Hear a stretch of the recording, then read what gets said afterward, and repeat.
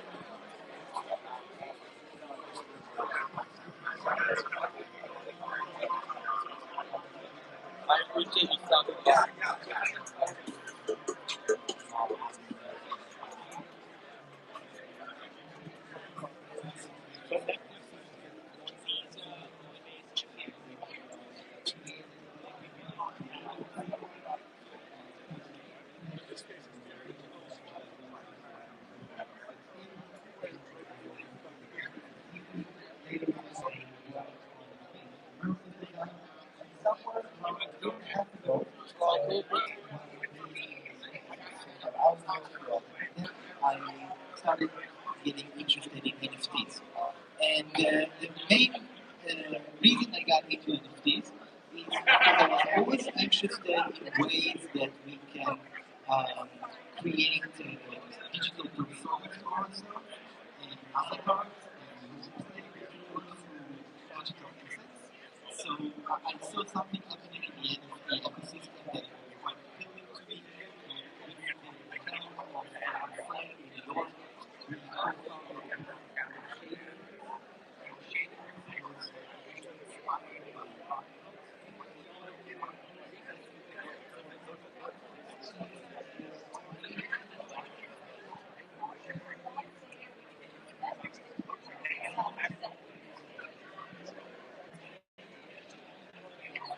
Positive narratives in order to help users to fit into the expectations of who they're going to attack in the nightclub or that we go to the library. Hi, how are you? A lot of people. So my feedback as well.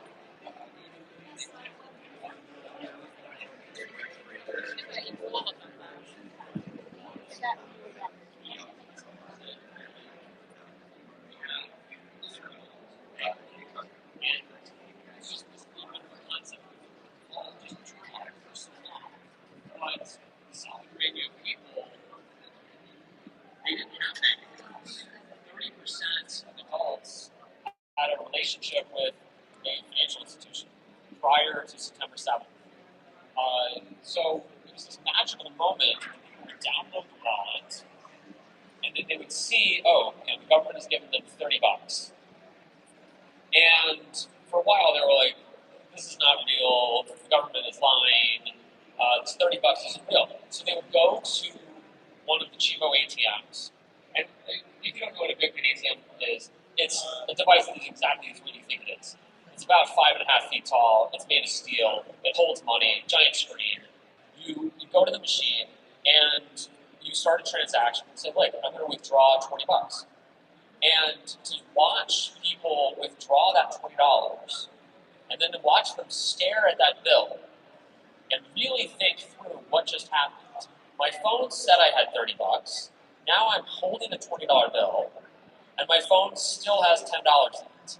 And that was just a magical moment of watching just really a million people do that for the first time and realize, oh, it's possible for me to have money that isn't a $20 bill. And that was just an amazing experience of building trust in a system, so that by sometime in the later parts of October, there was actually a few days where more money was going into the system than was coming out. And so just imagine that. You've never had a bank account, you've never trusted a bank, and you're willing to take your paper, essentially which is in physical dollars, you're actually going to put into the machine so that you have more money in your Chiba wallet than when you started that tech. I think that was just an amazing transformation for a population that really had never had access to quality financial services.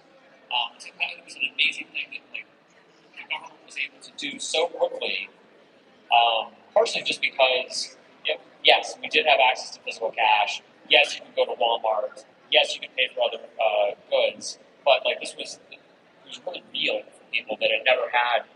So this concept of what is money, and all of a sudden, so no, your Chiba wallet represents money. In the same way that I think the NFT world represents ownership of something, and that's difficult for a lot of people to comprehend. I think people are starting to comprehend that through this project. Yeah, I think that was really helpful. Thanks for that.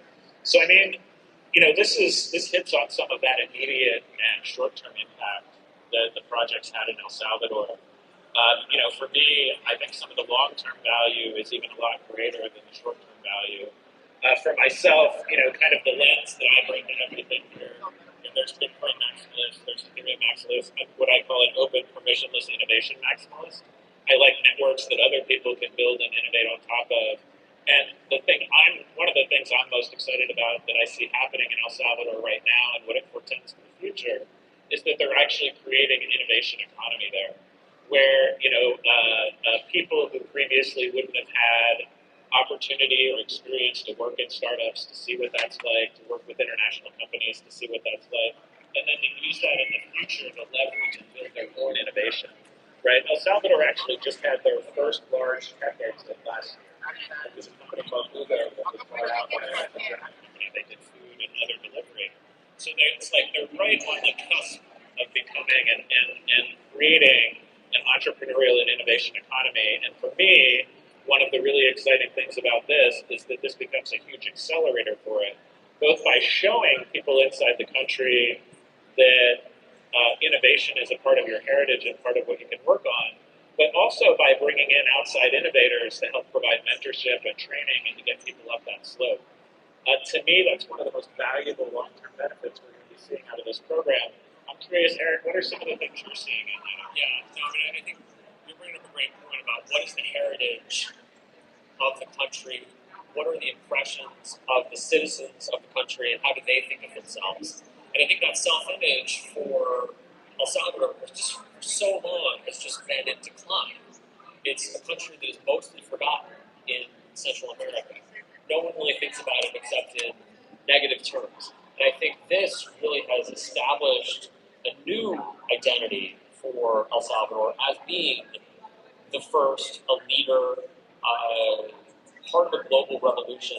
And so I look at it and say, look, every high school student in El Salvador knows how Bitcoin works. They've been exposed to it. That doesn't exist anywhere else in the world. And so when they think about themselves in the future, do they think about, oh, my best opportunity is to come to the United States and work in some dead-end job and then go back to El Salvador and do something else? Or do they think of themselves as, I'm part of a growing economy, an economy that is going to grow, that grew at 10% rate last year, growing at a 2.9% rate this year, according to the IMF, while the U.S. is contracting. Are they part of that? And are they then inspired to go work in the tech industry, to stay in El Salvador, to build new companies, to build new industries, to invent new things? I think that really is going to be the long-term aspect of this. And I think that's so much more important in some respects than some of the short-term things like, does everyone use it today? No one's trying to. I don't believe that should be the goal of a nationwide project like this. I think this is about setting the course for generations and really turning a very large, it's still a large country of 6 million people, onto a path that is pro-growth and pro investment in, not just investment in companies, but investment in people. Yep. People learning that if you hold on to something, if you stay in school, if you do something for the future, it can have more value. I think that's just been a very exciting thing to watch people learn how to invest in themselves through investing in Bitcoin. Yeah. I see the long-term impact of this in, similar to Eric, and in really two channels. The first is that every country invests in roads, hospitals, schools. The infrastructure of a country provided by the government, allows it to function. And this is the first country ever that has created a digital financial infrastructure that is available for everyone in the country and that empowers everyone in the country.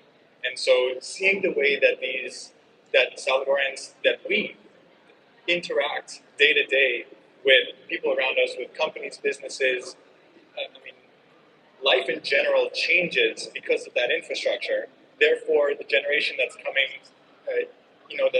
into this and will grow up with this will be nothing like their parents who, figure out what a button is on their Android phone.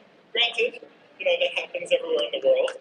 But this new generation, in El Salvador in particular, because they've created this infrastructure, they're going to think and see the world on a different scale.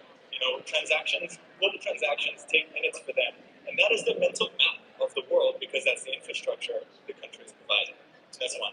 There's a second part. Sorry. There is a second part that is just related to infrastructure, but as we were discussing before, like when the internet came out and when we acknowledged software, internet,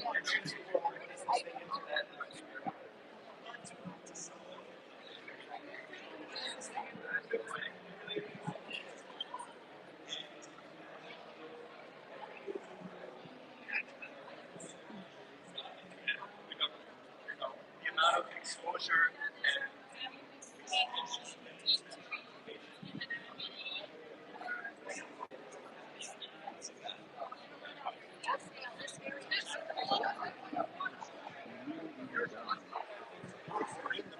In the 70s and 80s, I smoked tons of pot in the U.S. because you guys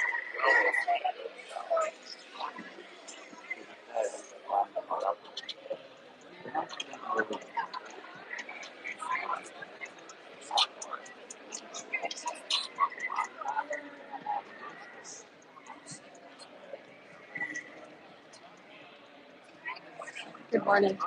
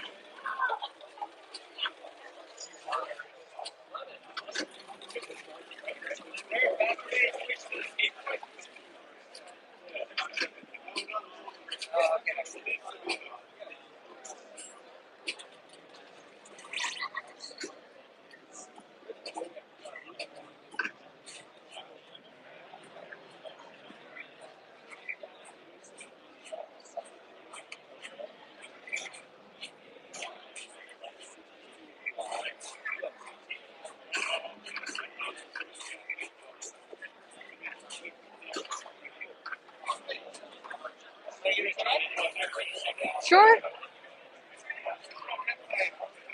The Xbox and the PlayStation. It's kind of like any regular game. You switch weapons with this one right here. Yeah. How do you shoot? Let's see. MVP. I'm trying to think of an actual weapon. Alright, I guess that one. X? I think trigger. Try the trigger. Trigger. Yeah, there you go. There you go. Oh my gosh. You made this look so much easier. Now it's me.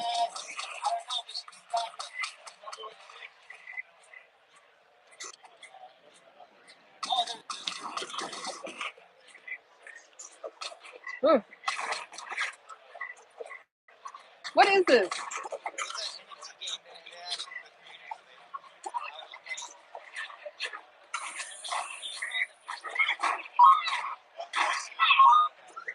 I think I like the bat.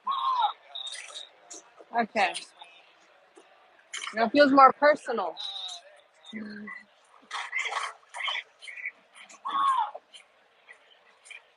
you go? Hey! There we go. Come on. There we go. You're not one of the creators?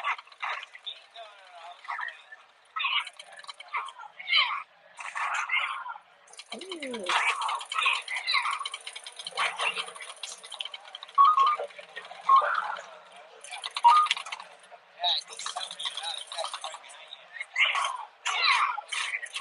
Oh.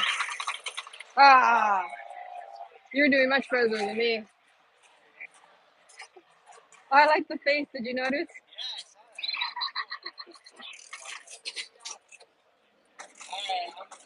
Also, we spawn in different places.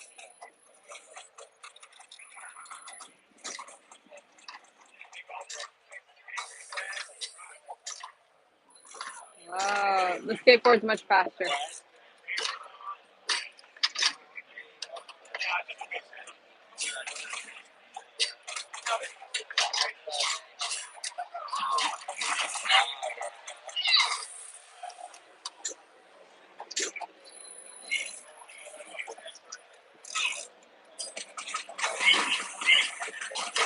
Any way to find you on the map? Oh, okay, gotcha. Yeah, it's just a prototype. It looks done.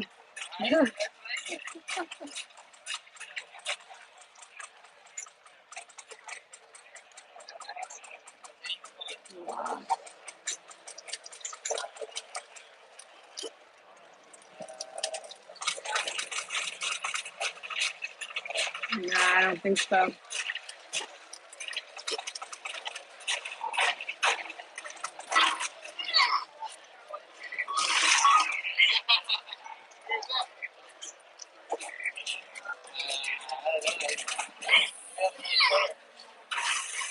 Can you ride the bike?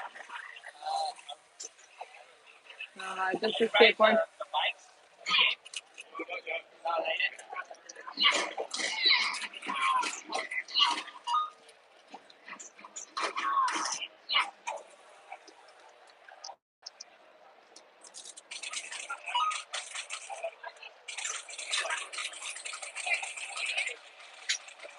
I'll see if he's doing any better. Mm.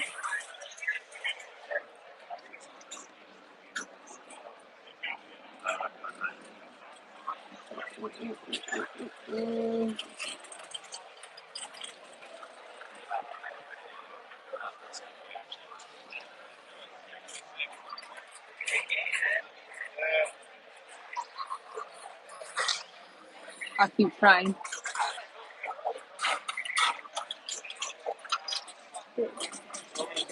Yeah, no.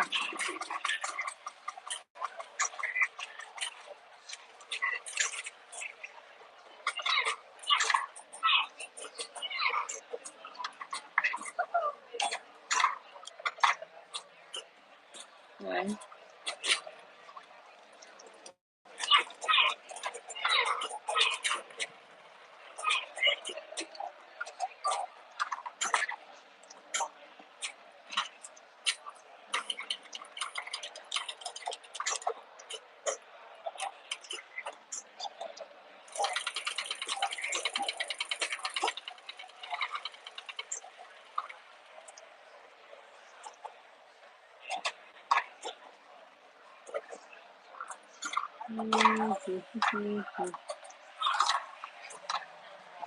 Tiny something.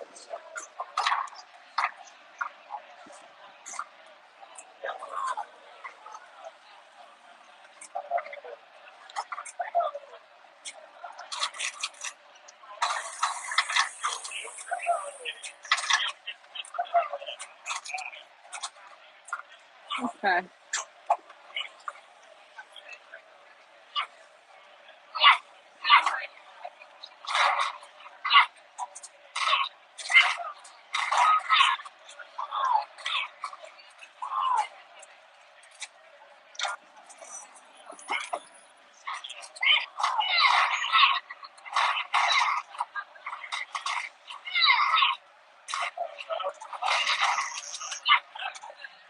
Yeah.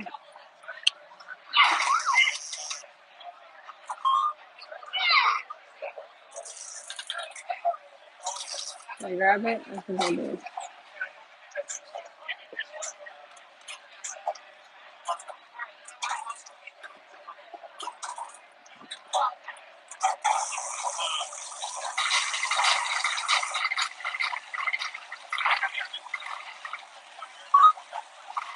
Yeah.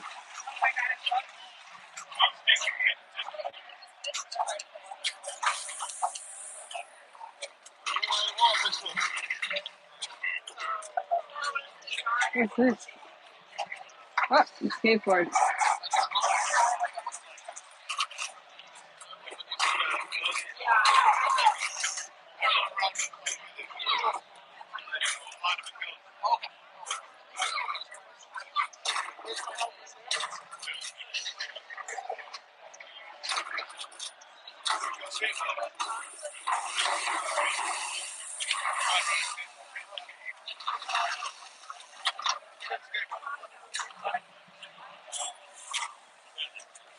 This is cute.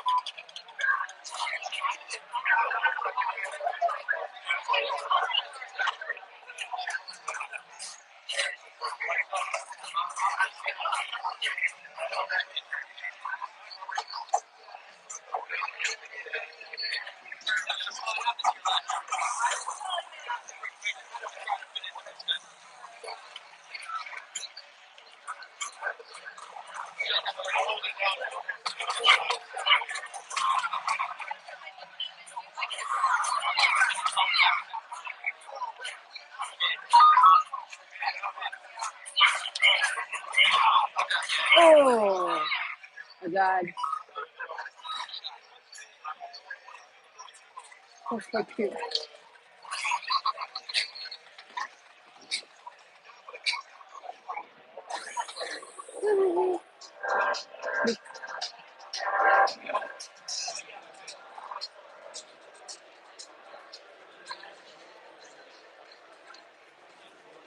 Where's the web?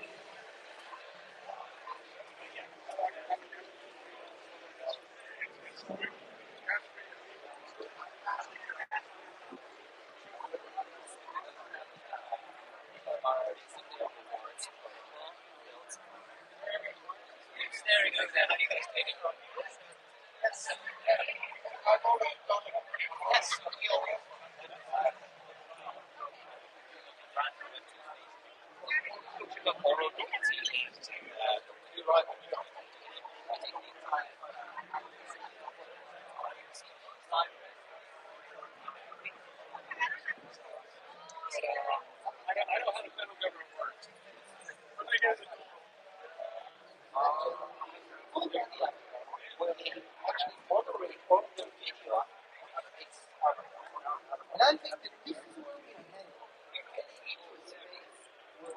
We will be represented, not just by festivals, but by following avatars that will represent us in 3D VR environments, but as well in social media through this act of video.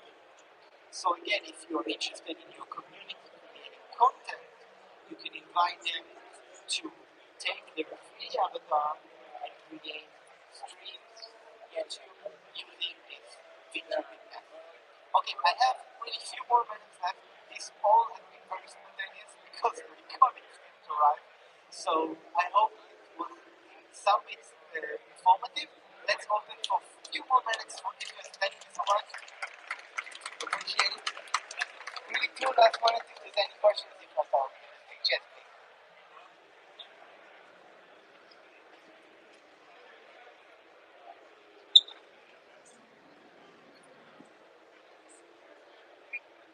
Free website that you said is on your site to create.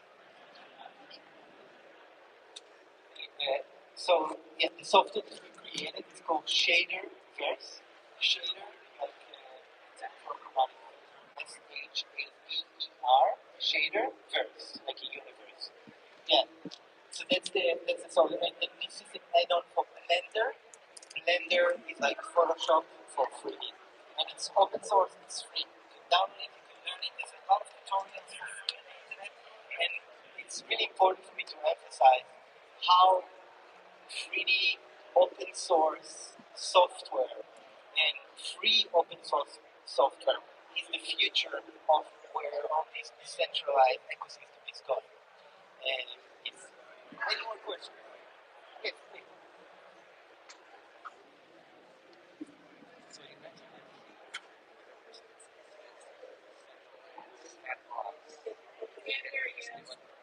labs. My question to you as a branch IT, let's say get into a particular business, what kind of strategy would you recommend doing, choosing in which race that you are in?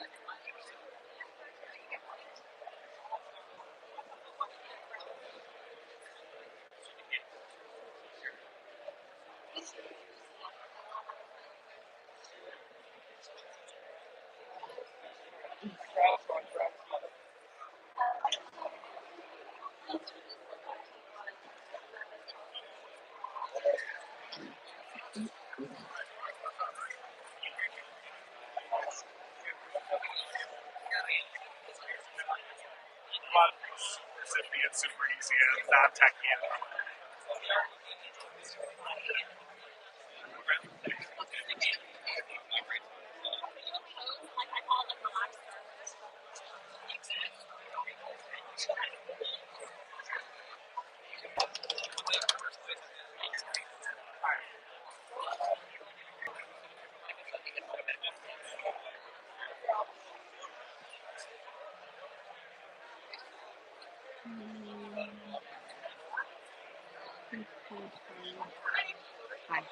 I'm just reading the rules.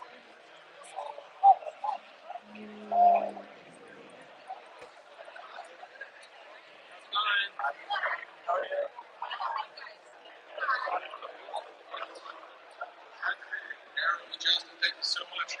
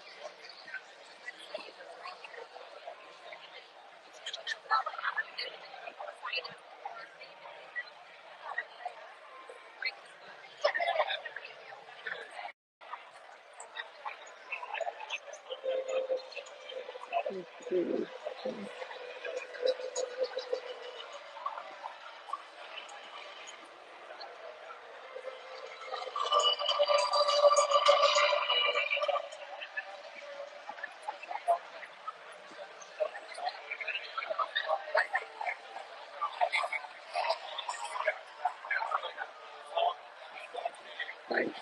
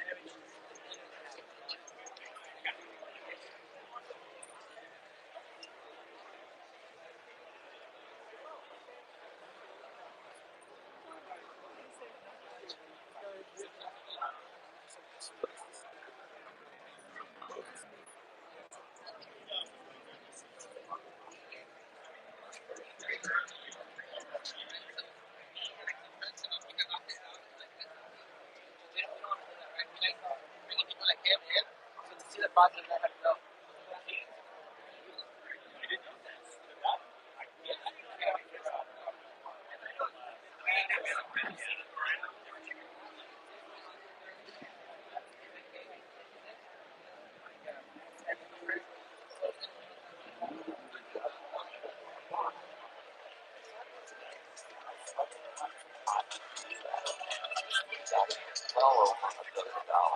That is, until the Feds finally caught up with me. Then I spent nearly 6 years.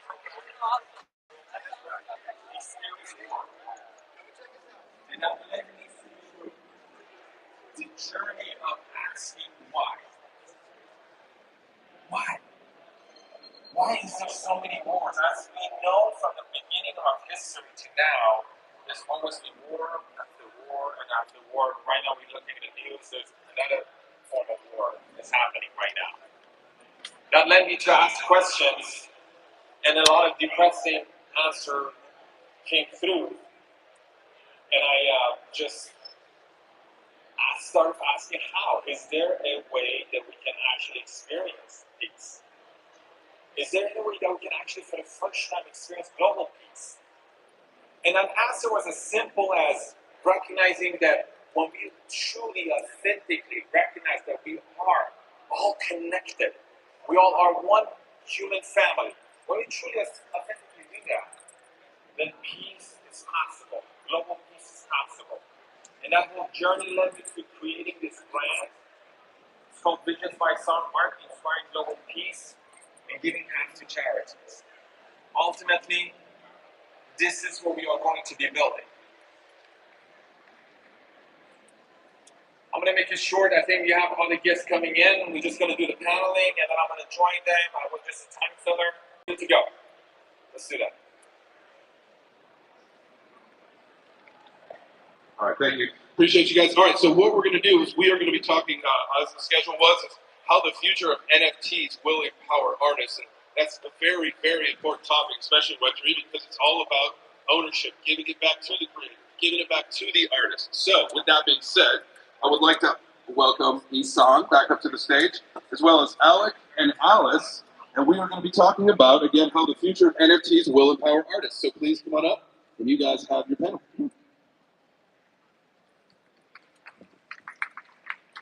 Yes, thank you. Please give them a round of applause.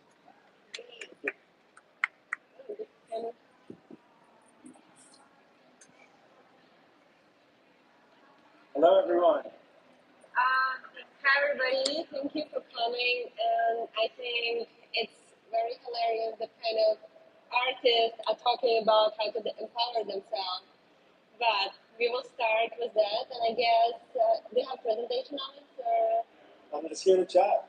I'm here to chat about how, artists can empower each other as well. I think is an important thing because, as an individual artist, it's a very vulnerable thing, right? To work on a piece for some time and then to put it out there in the world. And I think the beautiful thing about NFTs and Web3 is it's all community focused and it's all about empowering each other.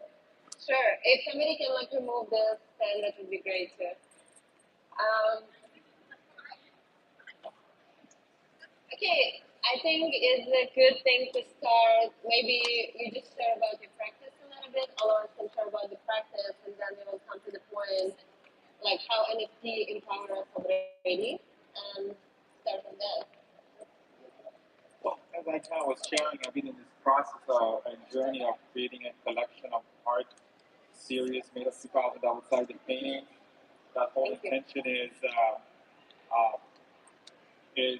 to inspire global peace. It's a combination of all these abstract faces and country flags. When you put them together, it turns into a huge peace painting as big as a 17-story building.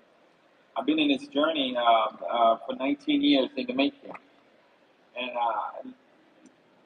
I didn't know that what NFT was last year. I had no idea what NFT was last year. Somebody came in and just told me, hey, you need to take a look at this. And now that we have actually sold over $500,000, actually $800,000 of NFTs, I started paying attention. What is NFTs? And that kind of led me to understand that it is going to be a property right. As another form, we are living our day-to-day life in the Web3 is going to be the next generation, the next stage, and people can actually own digital properties. And I noticed that the art world is going to be this front runner of creating the roadmap, similar to commodity, asset class, and we look at crypto is another form of asset class, stock, and NFTs, artwork, all of these other asset classes increase in value, and people, part of the reason that, those opportunities,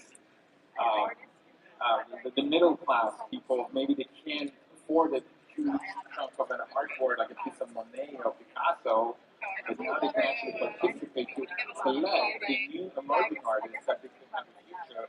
They have something to say, increase in value. So I noticed that is the empowerment.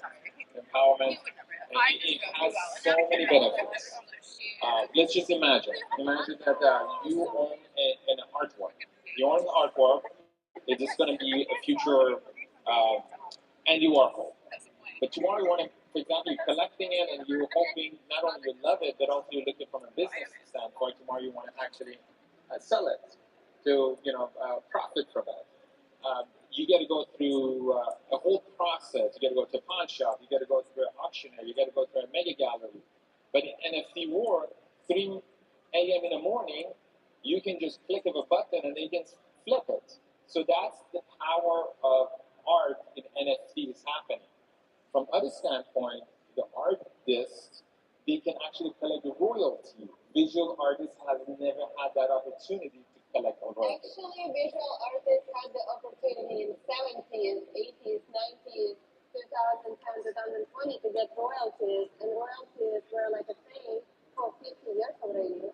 I don't know your background, I don't know what is your background, but actually royalties is not a new thing, but everybody keep talking, NFTs are great because we can get royalties, but it's like artists are getting royalties from the resellers, 10% for 50 years already. Every time you get sold? Yeah. How do you know? Does Picasso ever, did he ever get royalty? I think Picasso time probably not, but Okay. Alex, what is your point of view? Yeah, I think NFTs have changed what art means in culture. I think it's been, since Warhol that we've had this many people care about artwork. And I think that is a very powerful thing, and what's special now, what's different about now than even those days is the fact that an artist from anywhere around the world can be recognized. I was on a Twitter space not too long ago, and I heard an artist speaking from Nigeria. I was so amazed by the piece that they were creating, and I was like, you know what, I'm going to buy this piece. I think that it's really cool. It's something special, and I bought the piece. And the artist, sent me a message and said, "You don't understand how much this has meant to me. I'm now able to buy an art studio with the money that it wasn't even that much money to me, But now it gives people the ability all around the world to grow their name and their brand and be a better artist. And that is something that I believe has never really happened before. Artists from all around the world can now grow their work and get the work recognized. And I think that is a very, very powerful and special thing that NFTs have given us. Cool. I have kind of a little bit skeptical point of view. So I work with NFT Gallery and Malay, and whenever being, please welcome. We are located on Melrose. And we work usually with DAOs and artists, of course, first thing. So empowering the artists is kind of our mission.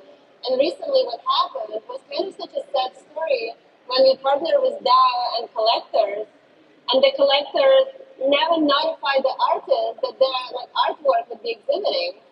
And we reach out to them like, hey, do you guys want to notify the artists that you're showcasing their artwork? And you know what they did? They removed the artists who complained that they not get notified. They said oh, just remove that artist. I was like, what do you mean? Just because you own the artwork, now you have the whole power to not bring the artist and not respect the authorship. And that was really sad. So artists went public and said, so this DAO actually took my art away from the show because I asked them to notify me next time when my art would be in the show. So, and that was really awkward situation because of course nobody wants to be a bad guy. So they came and oh sorry, this is some misunderstanding. Yeah, but there's a huge misunderstanding between people who collect the work and people who make the work.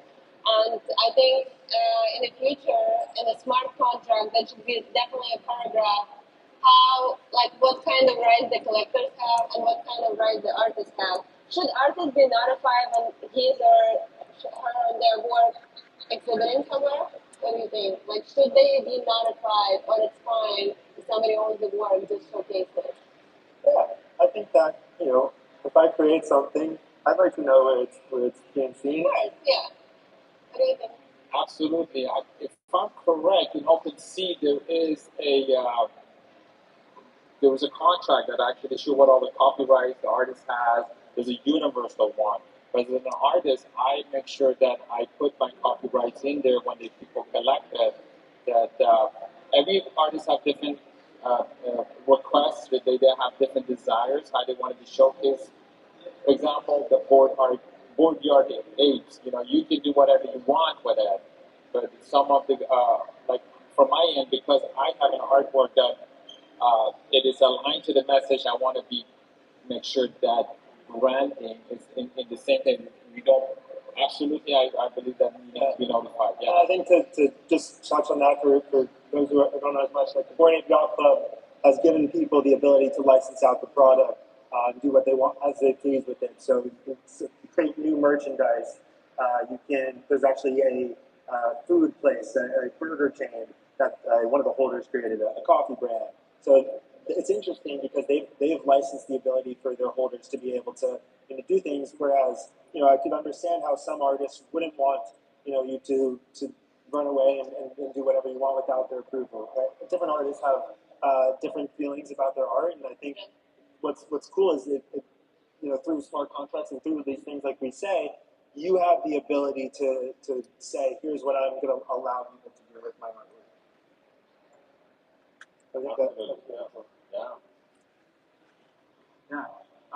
so, and I guess speaking on this idea as well about NFTs, I'd love to chat a little bit about what each of us are building. I don't know if you're building something in this space right now. I made a presentation. I know you made the presentation as well, so maybe we can go quickly to our presentations or just share the practice a little bit. If you can like pop it up on the screen, I'm happy to like share a little bit about my practice.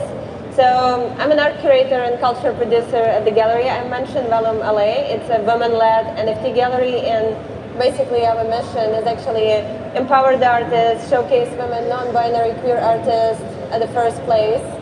And I think I'll just gonna go really quick how I got into NFTs. So this is the gallery. We have usually panels and just like trying to invite artists to the conversation. You're very welcome to join too. I would love to, yeah. I'm watching over here. Very cool. So we also giving artists their exposure on the billboards around Los Angeles, and we partner with a new technology company called Luma Canvas that was designed specifically for NFT, so artists basically can like show their art as it is. But before that, I just want to jump really quick into what brought me into NFT. And I was working, I was like a part of collective, and we were doing a lot of speculative projects, kind of crazy stuff, so I think it's better to show a little intro. I don't know if it will play, yeah, but it will. So basically we were designing the virtual world and the metaverse before it became a thing, before metaverse became a scary thing. But the main problem, I guess, was that working on that with the artists, we never were able to getting paid. We were just like doing things for fun or like for portfolio, for social capital, for anything but money, because like buying digital files was such a like weird thing for everybody. And speaking of PFPs, we also were designing the characters with the artists and giving those characters personalities. For example, Wednesday Kim is a South Korean artist, and she designed the character who is part mother, part daughter in the body of a snail. So it was like kind of like a weird, crazy things, and I think I'll show you this video that you might like. I don't know if we can have sound here, can we? Yeah, so basically, none of this work was sold before NFT. Let's see if we can get the sound. Do you hear anything? You cannot. Anyway, I'll tell you what's going on here. So there is a tardigrade who is like coming to spa, and it's like the whole like crazy project we were designing with the artist before NFT came. So for this specific conference, I kind of got nerdy, and I reached out to the artists I ever worked with, and I asked them like, how do you think NFT empower or disempower you? And all of them like gave me the answers, so I'm just gonna go briefly. Most of them said that, I love Paola, but I've worked with her before. Really? She's amazing, yeah. Paola is Italian, incredible. Sardinia. Yeah. Artist, yeah, here's everything animated here. So all of the artists like came positive about NFTs, that is like basically NFTs gave them the idea of like doing things. And I think Alaida San, I don't know if you know this artist, she is a great artist, also woman of color, and she said there is a lot of exploitation and flat of abuse of the artists in traditional art world. So NFT gave her the ability to actually speak up against that.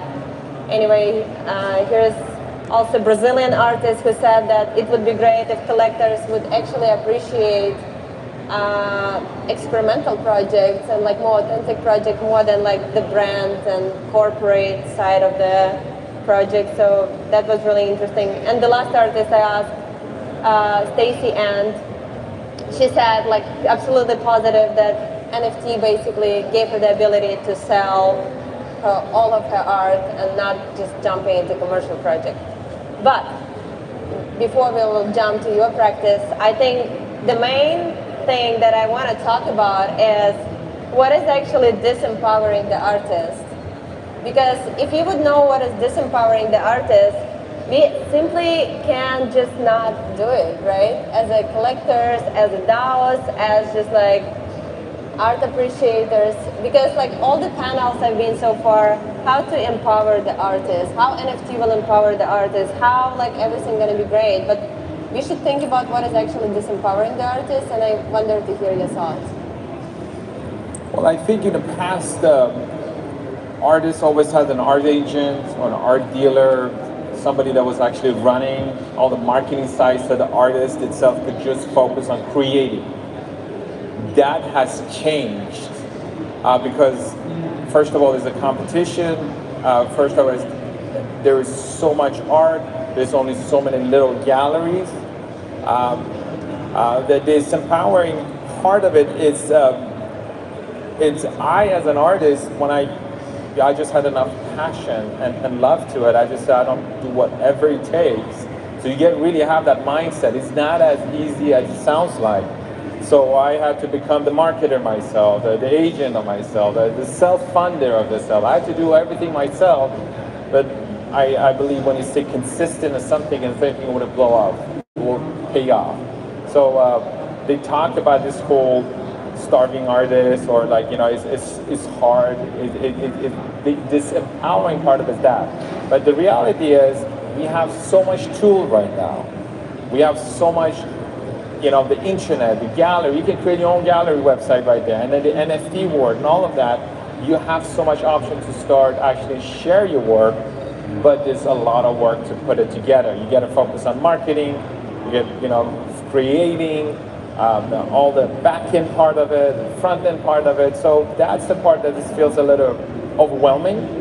That's what's come to me. And I have a lot of artists that ask me, how did you make this happen? What do you do? The only thing I said, you just jump in and, you know, you don't look back. You just do whatever it takes to get there. It is rewarding, but there are nights that you don't sleep. You just make sure you just move forward. It's a really good question, and I think a great answer as well, because you know, so many artists now are focusing on the business side of things, and I find that, you know, maybe they're not creating as much as they used to or they'd like to be doing. I definitely feel that myself personally, so I think that is a very interesting answer to the question, because you know, we're focused now on how do we promote it, how do we get it out there, because we see these sales, right, going through the roof. So when you see that, you're like, okay, how can I get there? And so you start to lose that sense of, I just want to create something pure and as artistic and creative as I can. Cool. I actually also, when I was like preparing for this panel and presentation, I was thinking about what is disempowering the artist, and the story that I told before, how collectors and DAOs, like, not even like asking artists that they're showcasing their work, and I come up with simply 3 points that I think would empower artists actually really well. And if we can quickly come back to the presentation, I have the slide that's kind of important. Cool, thank you. So let's see if that's gonna work. It's not. Oh, it's great. Anyway, and the latest. So collectors should respect the authorship of the work they collected. Then the gallery should never take, ever again, commission of 50% or more from the artist. And they should find other way to operate. And I'm saying that because, like, as a part of the gallery, we never took from the artist 50% from what I know. It's just like something that should stop. And then the third thing is kind of cut up, but actually curators should support artists' transition into the NFT space and emerging technology, and basically help them to move that. Absolutely, yeah, that's a good way to look at it. Great presentation, thank you for sharing. Thank you, I was like, whatever, I'm just doing that. I love it, very nice. And do you have something you would love to like expand on? Sure, yeah, so we actually have a booth here. I'm Alec, by the way, I don't know if I ever introduced myself. Alec Joseph with Conscious Cups, and it's a utility-focused NFT is what we've been creating. So it actually was incepted by an animation that I made about 8 months ago now, which follows the story of this coffee cup humanoid that travels across the ocean. It was based on the Odyssey. So we created this animation, and you know, so many of my close friends were like, you know, you got to get into NFTs, you got to get into NFTs. And I was like, okay, let me see what's going on here. And for me, the biggest thing was it's really cool that people are buying artwork, and I think that's amazing. But the thing that I kept hearing is people were upset with the fact that they're not getting utility from it as well. So I've been thinking a lot. I had been thinking a lot, about what is utility that I can do with this. So because it is this coffee cup, we decided, let's do a real life utility coffee. And so we started about 6 months ago, talking with different coffee farms all around the world. Now to date, we are partnered with a coffee farm in Ethiopia, in El Salvador, in Indonesia, and so Conscious Cups is now expanding actually beyond just coffee. We are doing matcha, kombucha, kratom, basically any beverage that you can fit into a cup. We're all coming after all. Yeah, and so we'd love for you guys to try our coffee, and we're doing matcha and maca, which is this wheatgrass beverage. We'd love for you to, and yerba mate. But it's a very different approach for me as an artist, because my background is in music and animation.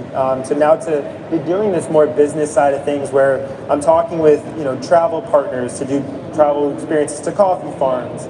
I'm talking to people to code different things into smart contracts. It's very different, but it's definitely allowing I think my personal development and growth as a thinker, and I think that is something super powerful in this space for an artist to see things in lots of different ways. So I'm super happy with how things are going with Conscious Cups, and would love for you guys to all try it. It's been a really cool ride. We've been doing a lot of different events in Miami and New York and Austin. I'm happy to be here in LA because this is my home base now. I live in Venice. So yeah, thank you for the time, everyone. And your presentation was amazing earlier as well. Thank you. Is it okay we can put that ad that we have it for 205? Just kind of play that short and sweet. You see, a lot of us are very concerned about all the global war that is happening. We see it in the news. Some of us have experienced it. I was 6 years old. I saw it in front of my eyes. Now the global warming, the pandemic, all the big issues that's happening, and what I had the opportunity to do is create art to inspire global peace. I don't think this is not it. Pretty cool though. Yeah, it looks good. Let's post right. It's for booth 205. So I've been in this journey of creating a collection of artworks made of 2000 is a symbol of this millennium. And when you put them together, it turns to a big giant painting of a peace painting, as big as a 17-story building. The booth is actually right here on the front. The banner, you can kind of see it. When you collect or support, you're part of this vision. And we have released the NFTs. Out of each of the 2000 paintings, there is one version of NFTs. And we were in the PNFT stage about 8 months ago, and right now, today is our NFT drop. Today is our NFT drop. And you guys are welcome to come and have an experience about it. The whole message is about when we come together, we can recognize that we are all connected, and there is no reason to go to war. There's no reason. There was a time in history, as we know, even family member, but right now, violence is not acceptable. So from country version, from that bigger perspective, it's just not acceptable. Or we need to evolve, we need to mature enough. And this vision, this art, it's a vision of unity and peace. And I believe this is going to be one of the front runners because it's so big. 19 years in the making. And it's going to share that message and inspire our future generation that through oneness we can experience peace. And that's in a short nutshell. you're welcome to come in booth 205 and take a look at it. The ad, I guess, is not there. Just a quick question. No, working on it. About the idea of, all of this, right? The decentralization, bringing the world together. How do you think that affects this idea of global wars happening? We already seeing the signs already there. The internet is a great indication that how connected we are. Literally right now, if I want to talk to someone in South Africa, I can do it with a little device which is called my phone. So those little signs are already there. We are moving from informational stage, in my honest opinion, to a transformational stage. There is some kind of transformation is happening. We are spiritually maturing. We are recognizing that there is something else, that is conducting. I love that. I think that it would be silly of us to assume just because we're now connecting, war goes away. But the knowledge that we're getting, we're learning about people all around the world, so we're able to understand other people better and appreciate and communicate. Absolutely. And so perhaps we are reaching a place where we can, be united on knowledge. Well, I tell you what, I grew up in Sweden. I saw discrimination in my time. Like they were looking at skin color, and I experienced that. I talked to a little kid. They don't know even what black and white is. They don't know, what do you mean? What does that mean? Well, gay? What is it? They're a human being. So we are evolving. Over 150 years ago, there was slavery right here in this country. And imagine that you went in that time and just talked to somebody and said, hey, one day in this country, there will be no more slavery. Yeah. So this millennium, with a click of a button, we can destroy the entire planet. But there is the grassroots level. We all, 80% of us already are for it, want that, wanted to see it. And everybody wants happiness, prosperity, love, and peace. Peace is something that everybody wants. Yeah. That's not only is an inside job, but it is an outside job. And these NFTs that we have created from this art as a byproduct represent that. And I had no idea how powerful this NFT is going to be, especially because it's a property rights. It is a digital format of it, and it can create value. It has business part of it, because when there is something that is, I hate to use that word, but is profitable, people will start actually paying attention to it. So I noticed that anybody, I feel like in the NFT world, we all in the gold rush of California back 100 years ago. We are in the wild, wild west right now, and there is no regulations. There's a lot going on, or maybe in the beginning of in the 90s when internet was just kind of nobody know what is a domain name. Like McDonald's, for example, said, why should I get McDonald.com? Back then, it doesn't make sense, but right now it totally makes sense. And NFT seems to be really, really in the beginning stage. Yeah. And these digital properties that can be like a pink slip of a car tomorrow, or like it could be a password tomorrow, because the blockchain is the one that authenticates it. So that's kind of what I see. I don't know what the future is, but as the art world, as an artist, it seems that we have an opportunity to be the front runner, to basically open this roadmap.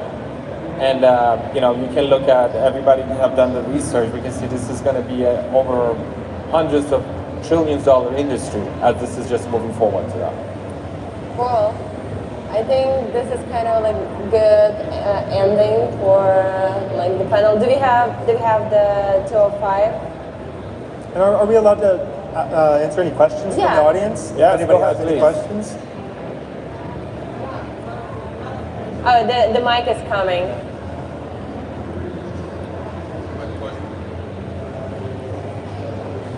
First, thank you guys so much. That was so awesome. Thank you all for sharing.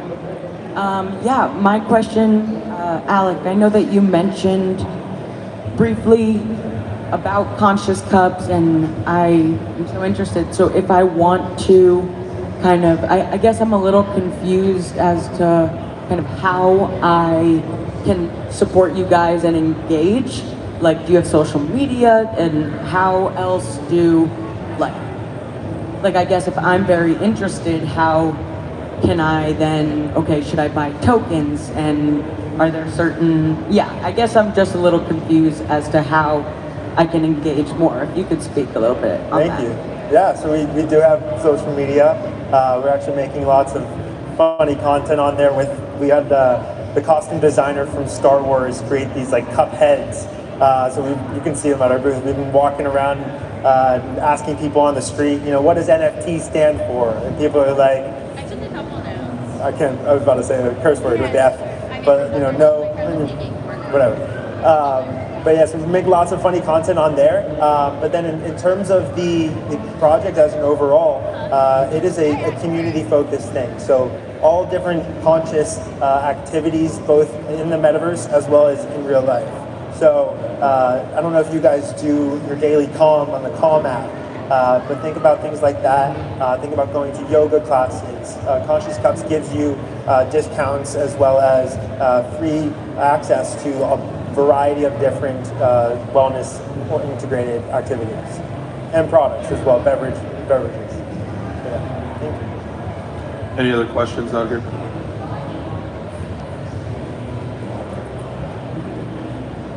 Hi. I thought the point on licensing earlier was pretty interesting. I guess this is a question for the entire panel. I was wondering, like, what kind of licenses are common right now, and what kind of license, or how should artists decide on which licenses to use? And then, what would like embedding a license into the artwork, into like an NFT, like technically look like? You guys have any thoughts on it? Sure. Yeah. I mean, from what I've seen and spoken with different attorneys on specifically, is this idea of, licensing is okay. However, there should never be the ability for people to do hate speech or pornography or things that would not be okay. So I think that it's okay to license your product out because I like you said, or you were alluding to with the idea of a royalty there. I think it's a very interesting opportunity for artists to put their work out there, and then I would think about it like this. An artist created something, and then now other people can add on to that canvas. And I think that is a really cool idea, both whether it's in a business-oriented thing or whether it is art-focused. So I think the idea of licensing your work out is very cool and very fun and interesting, but I can understand at the same time how it can make some people uncomfortable and perhaps not want to pursue it. Well, I think it's also the topic of authorship connected also to licensing, so we have to start from that somehow. I don't know. Oh, I think they got the... Yeah, and to answer that idea of like, where does it, get communicated, what you can do with it, there are definitely like white papers and those kind of things that you can put on your site that like make it very clear that if you're purchasing this NFT, here's what you're able to do with it. What I would recommend, I learned it from the hard way, anything that you sign, review it with your attorney. Always have them to review it. I like that. Do we have any more questions from the audience? Cool, we've got the app. That's cool. Yeah, let's do 205 here. All right, so let's broadcast this from the beginning, if possible, and then let's just put it on the show. So one painting, double-sided. That's the front side, 42 by 42. Put it together, it turns to peace painting. And from the back side, that's a piece of Earth, infinite love covering planet Earth. Our goal is to actually build this monolith. We call this vision of unity and peace centers. Inside of it is going to be all those activities aligned with the message. Our next step is actually going to do the walkthrough, that actually we're going to put it on the ground, and then we can actually have people experience of it. Every one of these images, there's about NFT version of each of those paintings. We have the Dove collection as a separate collection, and that kind of make it short and sweet to the point. Cool, thank you. Anyway, so welcome to booth 205, what is yours? We're 639, we're right over here. 639 Conscious and Cups, right around the corner. Malay and Melrose, thank you so much. I think we had one more question. Yeah, we do have a guest. Okay. Thank you. Earlier in the discussion, the topic of royalties came up, and the panelists on the right, my apologies for that name. Alice, thank you. You mentioned that royalties for artists have been around for a few decades. I'm just curious, how did that work? I'm not really an artist myself. I'm not a painter. But what was the process for artists over the past 5 or so decades, you mentioned, in order to receive those royalties? What does that process look like, and how does that compare to what's possible through smart contracts and NFTs?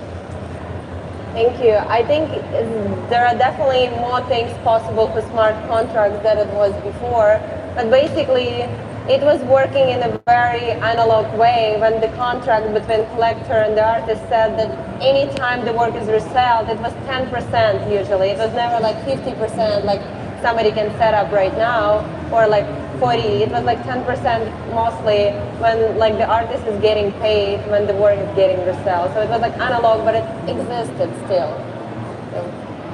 So that tradition has existed in a manual way. Yeah, that's why I think the idea of royalties is really interesting to discover, but we have to, a lot of people who are entering NFT space, not a lot of them like actually have like art degree in art, or like, you know, like art history background, but I think we should like learn more from actually traditional art world to like not repeat or take the best practices and bring it to NFT space. And as I mentioned earlier, it's just like, it was such a classic practice that gallery would charge the artist 50%, and the artist would like make the work, like for example, some artists like making the work for like 6 months, and then this is the only income they have. Like when they're selling just like 3 paintings, and the gallery would charge the artist 50%, doesn't matter what. So I think in NFT space that should change, and it's changing. And I think the galleries, like I'm from the gallery world, so it's easy for me to speak, that the gallerists, collectors, they should like reapproach their behavior towards artists and like never charge them 50% ever again. And just find different ways. There are like a lot of ways, sponsorship, like selling art, like anything, but like not taking from the artist. Thank you. I think I'll just leave it on this note of like how thankful I am for NFTs to give artists all around the world the opportunity to get their work heard. I think this is a revolution. My friend likes to say, art is the new religion. And I think that is a very interesting phrase right there, because you find more and more young people are not, you know, going to churches and temples and these things. They're making art, and they're following their favorite artists and influencers. And so I just wanted to share that thought there, because I think that phrase, art is the new religion, is a really powerful idea. Cool. Thank you so much for coming. Thank you all. Thank you so much. Yes, please give them a round of applause. That was a wonderful panel. Thank you, Isan, Alec, and Alice. All about the importance of artists in this new ecosystem. Great job, you guys. That was fantastic. Give one more round of applause. We're just cruising right through the day. I love this. We are on schedule, which I don't know if you guys know anything about conferences. They never are on schedule. So, hey, this is a beautiful thing. Having a good time out here in LA at Expoverse. We got a great panel coming up next. We're going to be talking about, we've got Matthew, Alex, and Michael. They are getting mic'd up, so they'll be up here in a second. But the panel's going to be about best practices for creators and brands in the new creative economy. Now, what's really cool about all of this is that, you know, whether you're in NFTs, the metaverse, Web3, it doesn't matter. It's all brand new. We're building. So the fact that, you know, creators and brands are all getting into here. I mean, how many times are you seeing now, you know, this Fortune 500 company has filed a patent to get into the metaverse? Well, it doesn't really mean that they're going to be in the metaverse. Like ExxonMobil is in the metaverse. You're not going to go get gasoline in the metaverse. That's insane. But what they're doing is creating the ability for their brand to market products in the real world. So there's a really good strategy. I think that this is a big thing that's coming up.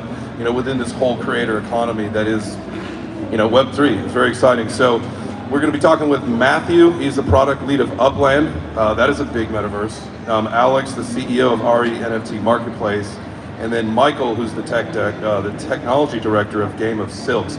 Now, if you did notice, the Silks, they've got a big booth. I don't know if RE or Upland where their booths are, but I know that, make sure that you guys do, after you hear them speak, and when you really like what they're saying, you should go pop over by the booth, chat with them, learn a little bit more.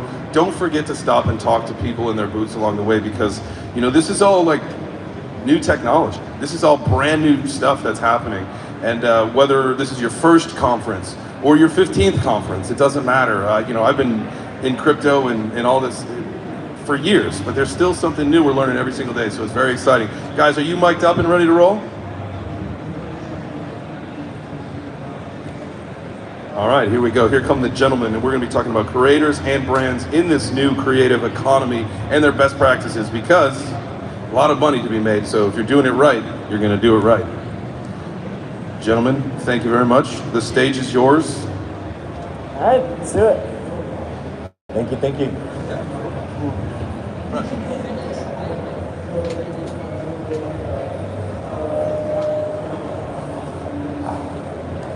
All right, ooh, these lights are bright. How's everybody doing today? We are waiting on one person. She may join us. I think she's coming in now, so. I was told that she's not here? She told me she just got here. Gotcha. Yeah. So we'll see, but we're gonna go ahead and get started anyways. Thank you guys all for joining us today. My name is Matt. As the MC mentioned, I am a product lead at Upland, one of the largest metaverses out there. I've been working in blockchain for about 5 years now. And it's been an amazing journey. It's been awesome. It's been tremendous working at Upland and being in the space, obviously with everything driven by NFTs and real economies. Alex, why don't you go ahead and introduce yourself and tell us a little bit about you. Awesome, definitely, thank you. So I'm Alex Rodriguez, founder and CEO of ReSwap. We're a Celo-native NFT marketplace focused on tokenizing digital assets, especially digital art and physical art in the physical world. Been in the creator economy for over 20 years, but in the Web 2 side. So just joining the Web 3 side about a year and a half ago. And we did launch in the Celo ecosystem. So super excited to be here and talk about best practices on the creator economy and what to do and how to grow your communities. So thank you. Awesome. Yeah, my name is Michael Lira. I'm here representing Silks. We're basically building a metaverse that's based on real live data coming in for thoroughbreds. So it's a sort of a fantasy play to earn type game. But we're rolling that out in the next 6 months.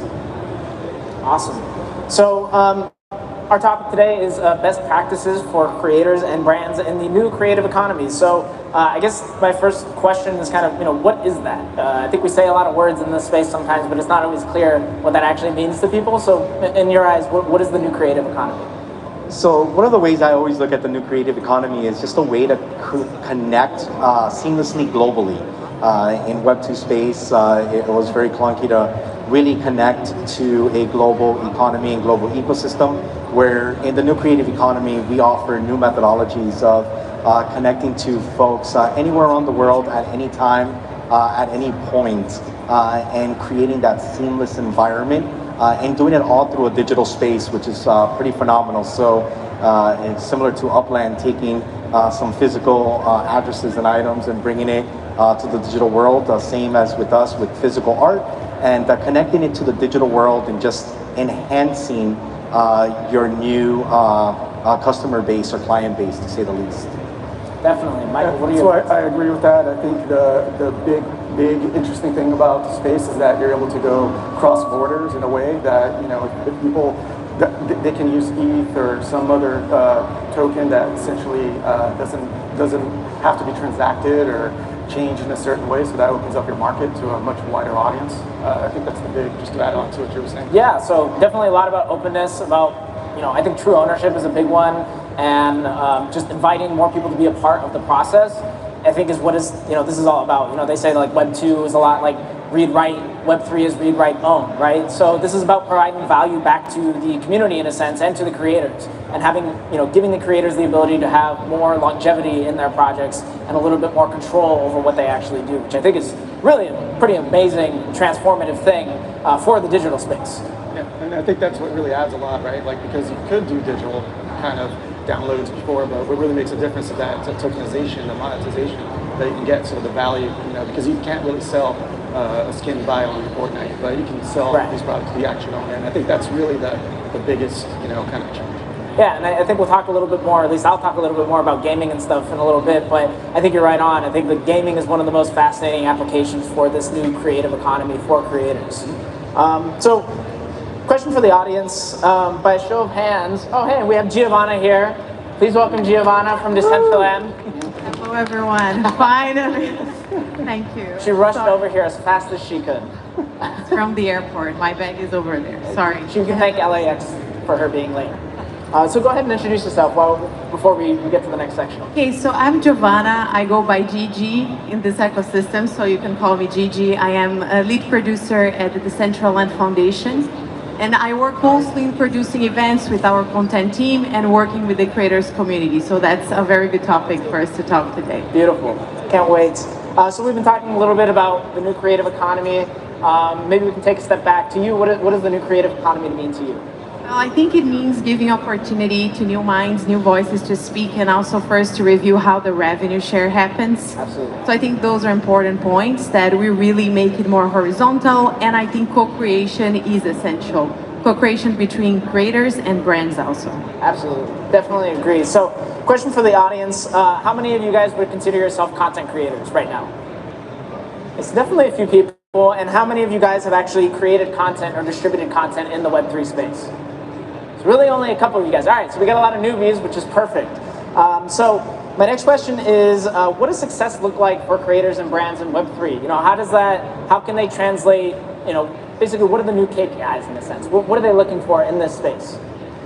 Alex, we'll start with you. So one of the things I always say is, one, it's a good way to build trust, and really create a new audience and new community. I would say one of the best ways to measure KPIs in the new creative economy is growth of your community. That's one of the single most, especially if you're a brand, but if you're an individual creator, it's a way to really help expand on your current community and what you're currently doing. You take a look at the current system and the way it's set up, it's very much set up for the platforms to succeed off of your success. Now we're taking that and we're spinning it around and you're succeeding off of your success. So it's one of the key ways I think you could measure it is, one, the growth of your community, monetizing that growth of your own based community, whether you're a brand or an individual. And thirdly is how to create a trust system within that community and seeing how many folks actually stay on board, how many new people you add, and what is the clientele that you're retaining. So I think those are some of the key ways to measure it and how to look at it, especially in both sides of the scope, whether you're a brand or an individual going into it.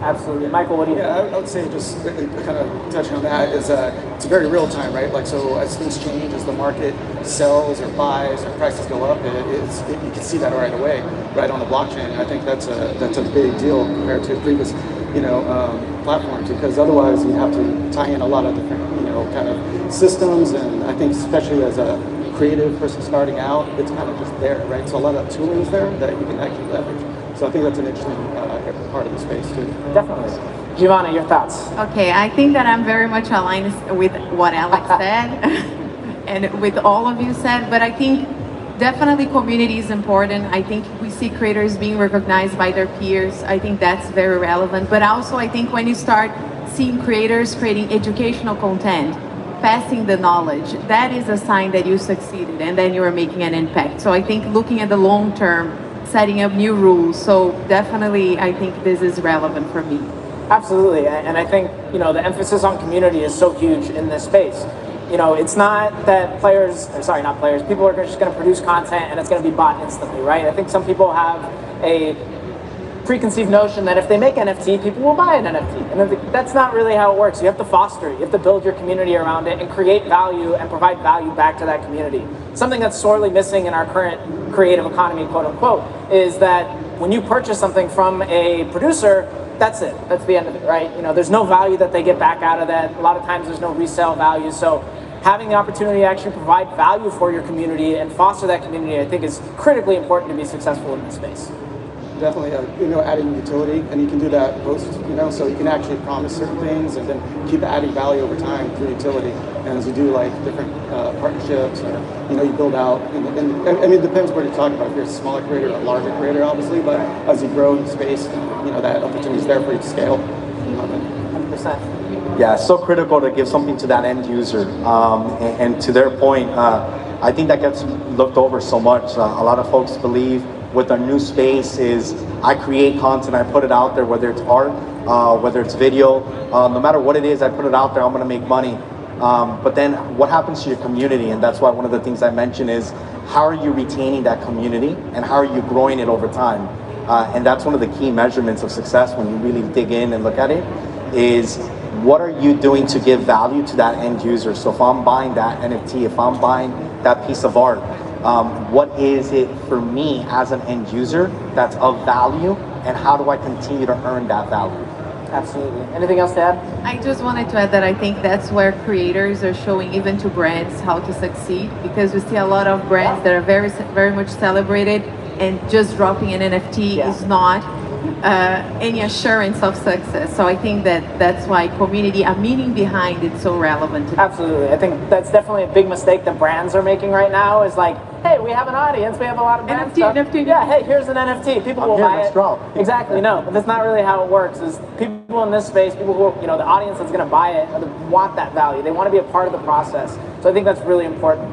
So I'm going to move on to my next question, and what do you guys think are some of the biggest challenges that creators and brands are facing right now? Obviously, we kind of just touched on one, but let's get it off with you, Giovanna. What do you think? Well, I think for creators today, of course, they have to understand how this business model will exist and how they will be able to operate with the Web2 community, right? So I think right now there are two things I always look at. One is how we can actually expand NFTs functionalities from collectibles to real bridges between physical and digital. I think that will also trigger lots of possibilities for creators. But then understanding how they can absorb some cool elements from Web 2 into Web 3, and I think really change the system. I'm a big believer that right now we build tools together, not just content together.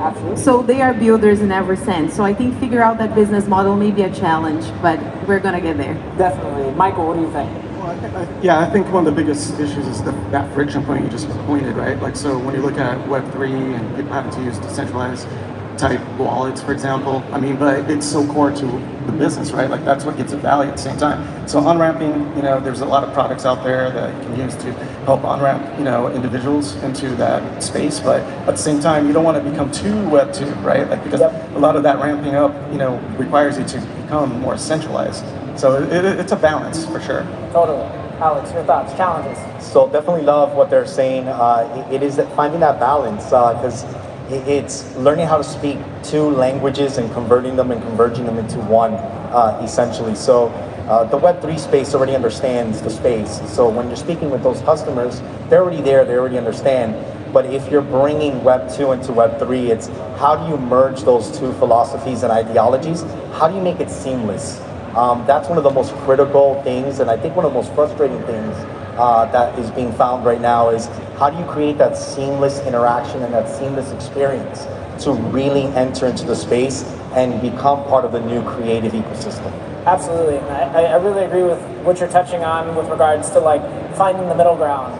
Because I think right now it's really difficult. You know, there's a lot of different perceptions around what NFTs are, why they're important, and a lot of people don't get it, and we know that. But gamers in particular, I think, are one fascinating example of this, where like they really hate NFTs, and I really don't know why. Like this is something that baffles me. Because it's an additional cost, like a digital download, right? Right. Yeah. It's like it's just all they see is the money point, but they're already spending tons of money, right? But because they don't see the other side of it, they don't see the monetization they can get on the back end. Right. They don't see the ownership, and I think like part of what we need to do is start to think about a way to position this in a way where NFT is the core of how it works, but that's not necessarily the marketing speak.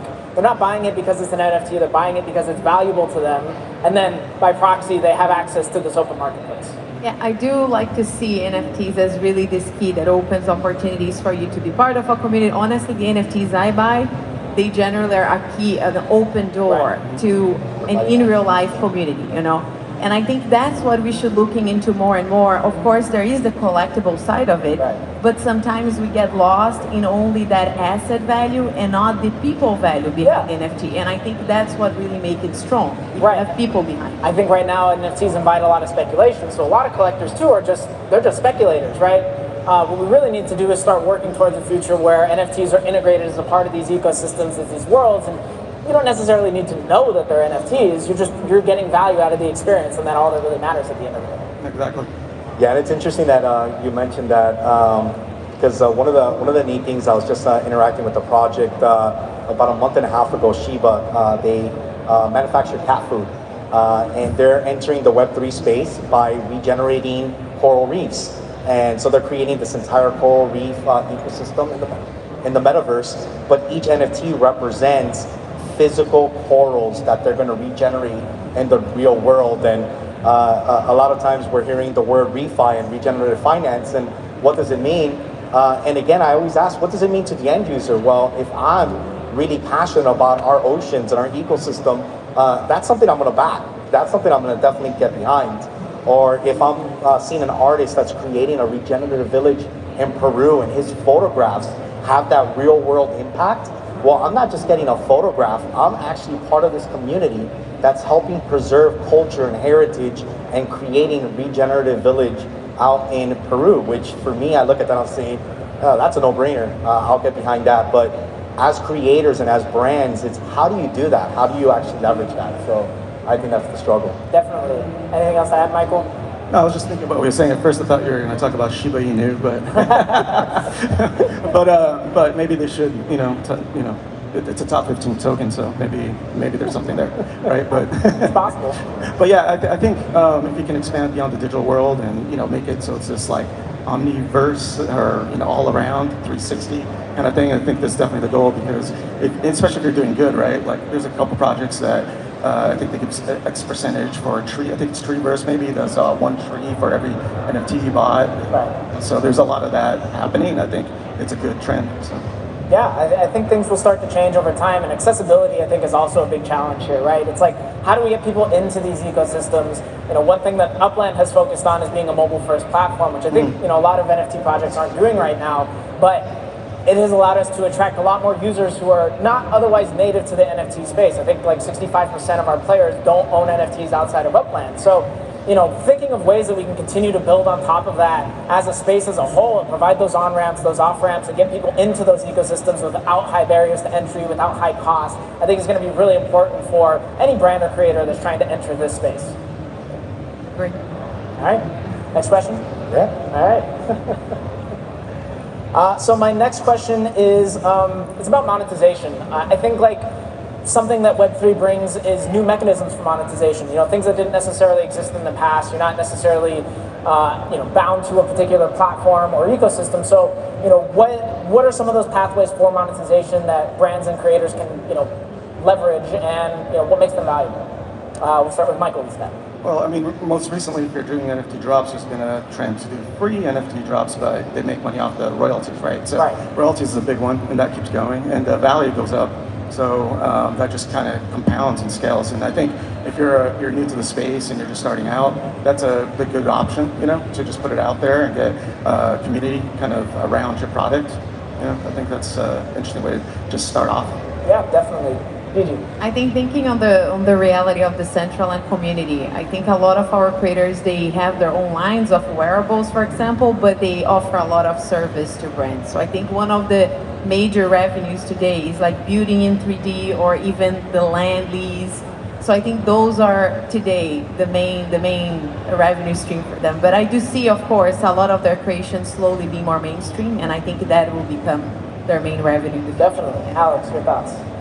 So, there's so many different ways to monetize everything we do and content we put out. And the neat thing about this is the options are yours and the options are endless. And that's one of the amazing things that is being created in this new creative ecosystem.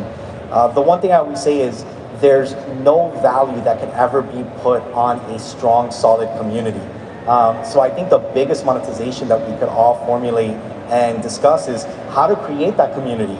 how to sustain the community, and how to continue the engagement of that community, because that's where your monetization comes in, right?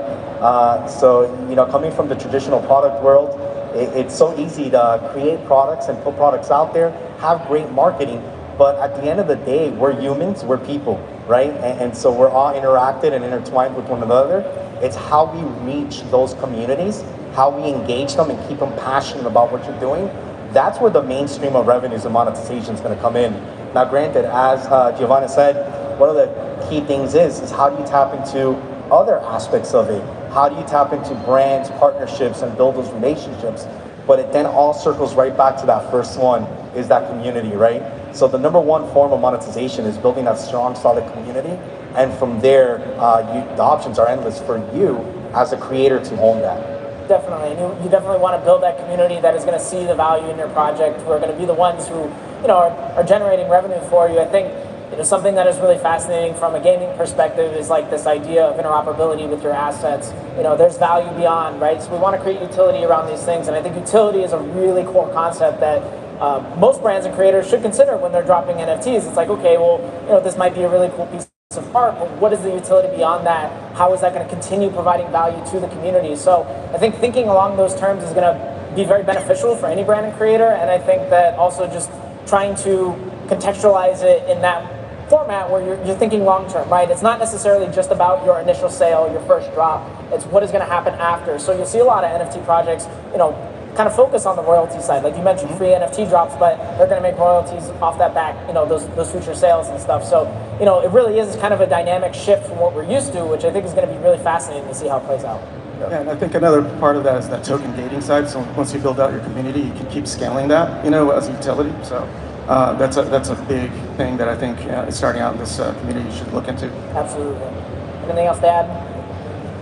All right, we can move on. So how, we've talked a lot about community, but how do you drive engagement in this space? How do you get people to actually be a part of your ecosystem, your brand, your community? What are the best ways for creators and brands to do that? We'll start with you, Ivana. Okay, let's start. Well, I think it depends a lot first if you are a creator that belongs already to a community, because sometimes that's what we see. There is a district or community that grows, and then you have a creator that already have a sense of belonging in that space. Right. But I think sense of belonging is one of the things I feel is super important. If you want to keep the engagement, the retention, you need to make that user feel part of that. So for brands, I would say that co-creation is key, transparency is key. I think listening to what others are doing, what they want to be part, what they want to do, is very important. And communities already do that. So I think sense of belonging is super key for that to happen. Absolutely, I think that's a huge one. Alex, what do you think? Yeah, I couldn't agree more. Such a huge concept of it. Another part of it is be transparent, be clear, and have something tied to it that draws passion and emotions. I think that gets lost a lot. So there's a lot of creatives and creators that they create some beautiful pieces or they have some great content, but it doesn't draw on human emotion. It doesn't draw on passion, where people are not that connected to it. So there's a disconnect and there's a separation then at that point. So find ways to draw on emotions and passion, but make it something that's real, right? Because again, the term "we can see past the bullshit," it's very real, right? So don't put things out there that you're just trying to put a dollar bill on it, but put something out there that's real, that's authentic, that's valuable to you, and then tie it to others' emotions and others' passions and bring it to it. Like Giovanna said, so critical. Get the engagement from your community. Allow them to speak. The worst thing to do is have a silent community. Once your community is silent, you have no community. So it's that simple. Definitely agree, Michael. No, I think authenticity is really important because it's such a transparent space. So once people see that there's something unauthentic, you can literally see like the interest going down, like right away. So having that, like putting out a product that you're really behind, that you really think is the best product you put out, is really important. And I think the community sees that right off, because people are engaging online on all the social channels, and it's just really quick. I mean, there's been a couple projects I'm not going to mention, but there were a couple things that did really well. Their projects were, but once it came out that they had done a couple pump and dump projects, it just killed it. Yep. Everyone finds out. True. It is super interesting. I think like sense of belonging is definitely really important to getting people to want to engage, right? To want to actually speak. But having a transparent ecosystem and giving them a platform to do that is equally as important, right? There needs to be a mechanism for them to actually speak their voice, to communicate with the broader community and whatever the team is, whoever the creator is. I think something that's interesting that's happened in Upland is like we have this unique tie to the real world where all the addresses in our metaverse are based on the real world. And what we've seen is that people that buy property in a specific neighborhood, they will create node communities out of those neighborhoods because they all have the shared interest of living in that neighborhood. So I think any way that you can draw on that, you can speak to their desires. What are they looking for? What are they looking to get value out of? And try and build around that. I think you're going to have a lot of long-term success in that case. And you'll drive a lot of engagement with your community for sure. Can I add one thought? Actually, two. So one, I do see a lot, for example, communities doing parties, throwing parties, right? Where they have fun, where they meet their friends. So I think that that's a very valuable thing for me in an NFT community, that they have that place for self-expression, which is super important. Now, I have a concern, like I see a lot of times the discussion of DAOs and even communities being objectified and productized.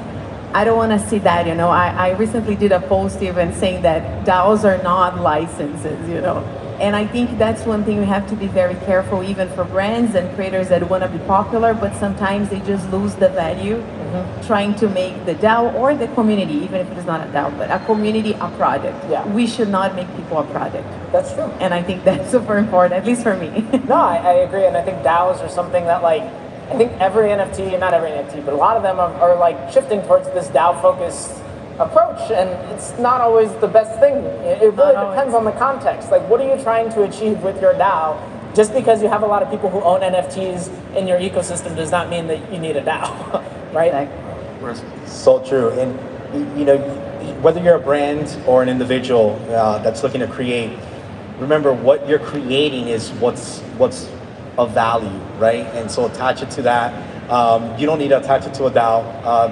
Back to the point, it's if it's viable, then absolutely, right? If it's something that draws passion and emotion and is part of your quote-unquote roadmap, then absolutely, right? But if that's not what you're looking at, what you're looking at is creating content, creating art, selling land, whatever it may be, that's your focus, right? That's what you got to be about.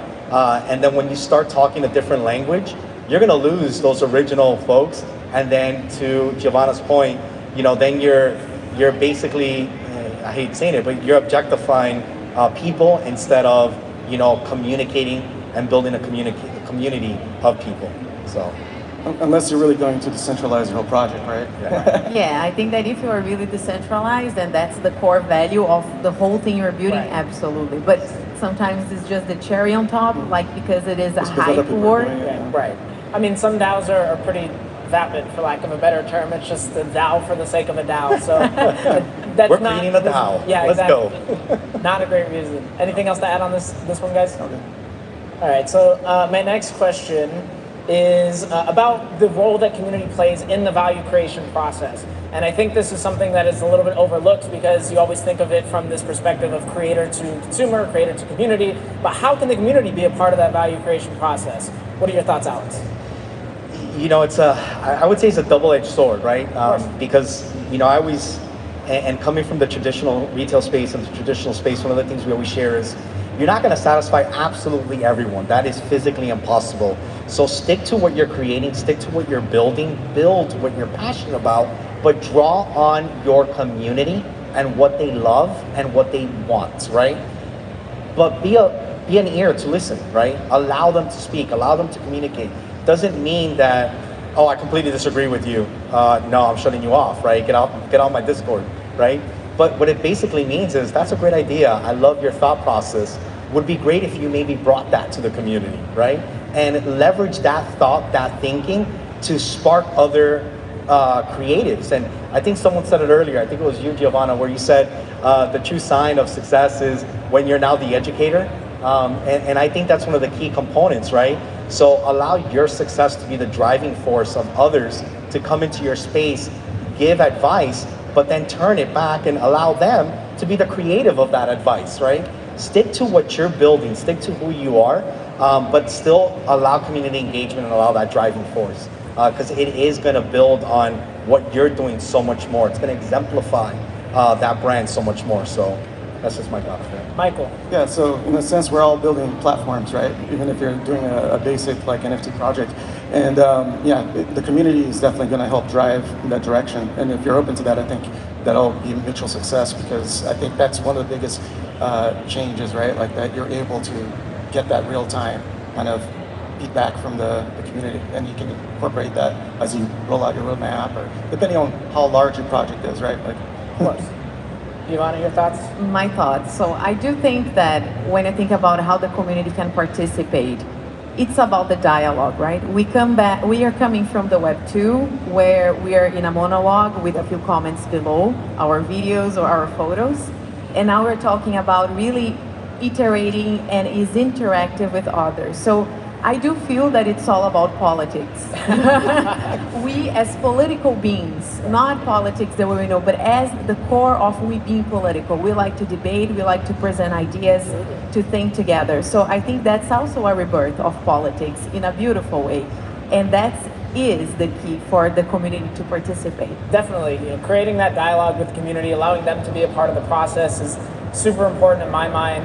I think one other aspect of this that is super fascinating to me as well is like the actual technical, capabilities of what NFTs and this whole ecosystem provides. Actually having the ability to potentially have like micro access to brands, or allowing your creators, your community to leverage your IP to create new existing things. And I think that is a really fascinating deviation from what we currently have. Like you said, it's a monologue. It's we produce the content, you consume the content. Now it can be we produce the content alongside you, and then we engage in it together, which I think is a really beautiful thing. So I'm excited to see that. Anything else to add on this one, guys? No, I think that was beautiful. Thank you. So last question is just what qualities of Web3 really make it ideal for brands and creators? What is going to tell the corporate world to say, okay, leave what you do now, come make NFTs, or come be in the Web3 space? How does that work? Michael, we'll start with you. I mean, I think looking at, again, going back to the ability to offer like that monetization, being able, you touched on interoperability earlier. I mean, there's definitely some challenges around that still, but I think being able to grow across these different communities, is something that's really appealing. That it's a global thing. Like there's definitely different, niche groups that you can tie in under this whole Web3 thing, because there's definitely like certain characteristics around the NFT environment or the metaverse that cuts across a lot of different people. So I think that gives you a whole new group of potential, customers essentially. Absolutely. Giovanna. Well, I think that NFTs, they help brands in a way to like strengthen their story, the narrative behind everything they do. So it's not just about NFTs, they are complementary to their story in general.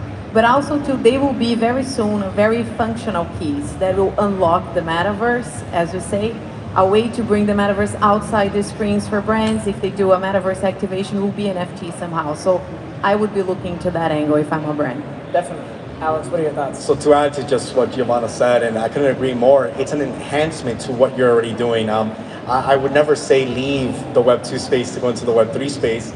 Instead, I would argue, leverage the technology that's there to enhance what you're currently doing. It opens up so much doors and avenues, and it gives the ability to connect the physical to the digital and digital to physical in both ways, which is such an incredible thing. And for the first time, we're really beginning to see that, and it was an incredible thing as I was going through booth by booth by booth.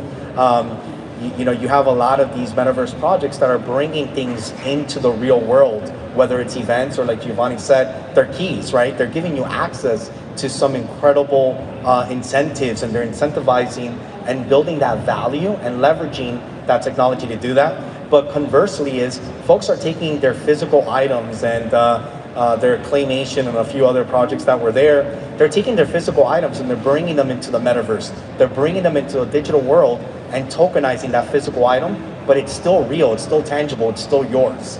And there's that real sense of ownership. So one of the things I always say is, real authentication, real art, right?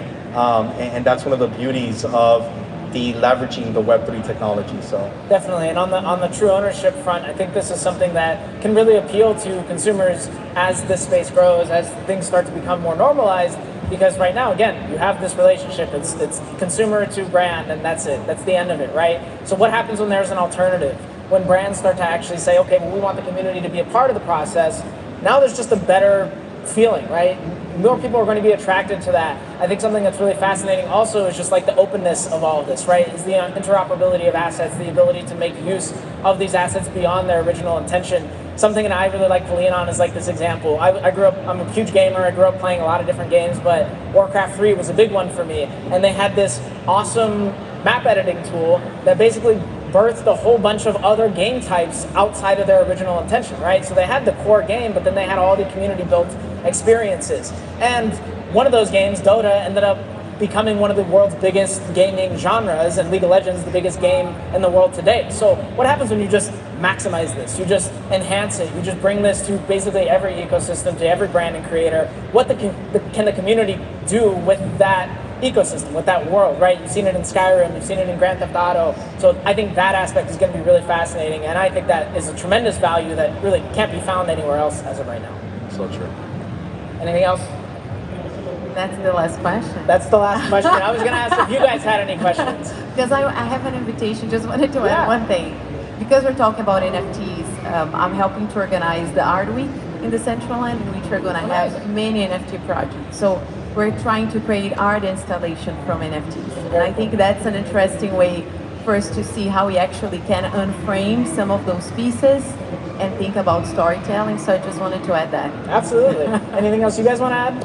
I think we're good. Good? Good. Any questions from you guys? I don't know. Yeah, we got a question back behind. there. Yep.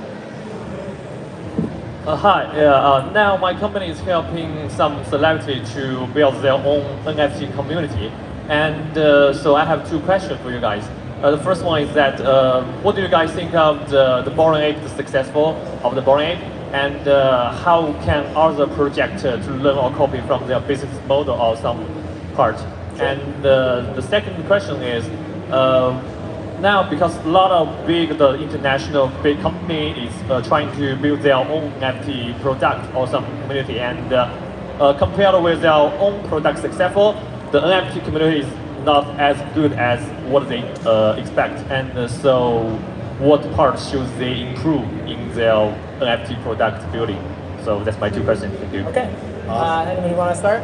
Yeah, on that last part, I think the one word is authenticity, right? Like, I mean, that's what it really comes down to. Because it's really easy for them to, you know, I was at Comic-Con and they were handing out, hey, here's an NFT, scan the QR, but nobody cared because there was nothing there. Yeah, I think it goes back to the point we made earlier, where if you're a brand and you already exist and you're a successful brand, it doesn't mean, hey, we're launching an NFT, that's going to be successful, right? So it comes down to building that community, building the trust, educating, and then bringing them all together. I think that's, and you mentioned Bored Apes, right? I think if we had to do marketing 101, I would say they really cornered that and really focus on how do you leverage a community, how do you build it, and how do you continue to keep them engaged throughout the process. There's always going to be dips and mountains and valleys, like I call them, but through those mountains and valleys, how do you keep everyone engaged? And they've done such a phenomenal job. So from a marketing standpoint, from a community standpoint, I would say that's marketing 101 is keeping that. And then to your second question, right? I think we see that with a lot of big brands, why they're like, oh, well, Web3 NFTs, we don't believe in it because we launched an NFT and sold nothing. Well, of course, just because you have a name doesn't mean it's going to work. You have to build it, right? Just like you built your company, so. Definitely. My comment is going to be mostly that I think if a celebrity is doing an NFT drop, it should not be about her or him. Yeah. It should be about the actual community. Definitely. Because we are so used to look at ourselves about selfies, right? The Web2. So I don't think that's the right approach. That's right. So that's how I would definitely would approach. And the second thing is, don't scan QR codes. Definitely not. In events. Good call. That's a good call, yeah. Just to add, I think, the Bored Ape example is interesting. I think they've done some unique things with like kind of IP ownership. It's like, hey, you own the ape, you can do whatever you want with it. I think from that perspective, it is fascinating. But at the end of the day, if you're not engaging the community, if you're not building that process, building that dialogue, you're not going to have the same level of success. That's right. Next question. So, we got it right here. Yeah. What would you say, you talked a lot about building community and that being an essential component. So what are the 3 core fundamentals of building a community? Like, how do we get that done? Like, what do we focus on to build a strong community that can be sustainable? That's an awesome question. What I've seen success and stories of success, and one of the things I tell everyone every time I speak to them to focus on is focus on the product, right? So what are you creating and what are you launching? What are you building? Focus on your mission and focus on values, right? And I think you've heard Giovanna mention a few times, create something that will align and attach to something that gives you keys or access or create further engagement. But I think the most critical part and interesting part is, and I think I mentioned it earlier, is listen, right? So doesn't mean you have to agree with everything your community tells you, but listen to your community, allow them to speak, allow them to have an actual outlet and be part of the building process. Because I think those are some of the critical parts of it. And we see it so many times in the NFT space where a project will come out, and I think we just mentioned it right now with the celebrity. If you make it about the celebrity instead of the product and the mission and what you're building, cool. Drake is dropping an NFT, Snoop Dogg is dropping an NFT, fantastic. But what is it? Why do I want to be a part of it? Why should I be in that community? And I think that's the keys, and I guess others, if you want to name. Yeah, value and engagement, right? I think those are the keys. And people, they tend to want to know that that project's going to last. So if they put time and effort into it, they don't want it to be just like, hey, I just did a drop and that's it and I'm gone. Like, they want to see that that's an ongoing, kind of building kind of thing. Definitely. I think if you have a strong roadmap, a transparent roadmap, clear strategy, because it's easy to do an NFT. You go now and you just create yours, right? So you need to have a reason to be there, and you need to have a clear roadmap. I think that gives people the security they need, that, okay, I'm going to engage. So definitely. Maybe if they're not 3, the ones I mentioned, just 2. I don't know if I have 3, but definitely I think, providing value back to the community is a huge one. Engaging the community is a massive one, in my opinion. Giving them a platform for them to speak their mind, right? You're inviting people to be a part of potentially developing a product or an ecosystem. So if they're going to invest funds in order to be a part of that process, you definitely want to make sure that you're actually talking to them. And then, like you said, that level of transparency, making sure that you are being clear about your intentions from a project. There's nothing worse than buying an NFT, and I've seen this happen lots of times, where they think they're buying into something that they don't really understand at all, and it turns out to be something completely different, or they get rug pulled or something like that. So making sure that you're stating your intentions beforehand and actually, providing that value, I think is going to be really important. So I think we have time for one more question. Thanks, everyone. So I'm an IP attorney, and my client is a huge artist with 2,000 pages. He needs probably I would say 10 acres of digital land, and we're in the process of making a decision on what which one of these metaverse digital worlds to invest in. So how do you deal with compatibility issues? So let's say we mint a painting on Ethereum. Will that NFT be usable in different metaverses, or how you go with that and make that compatibility issue? Sure. Can I start? I really want to start, because today I was just receiving an email about that. I was replying on the cap. So what I can tell in terms of experience that I had in Decentraland is, right now we don't have interoperability 100%. We have different chains. We have NFTs being minted in different chains.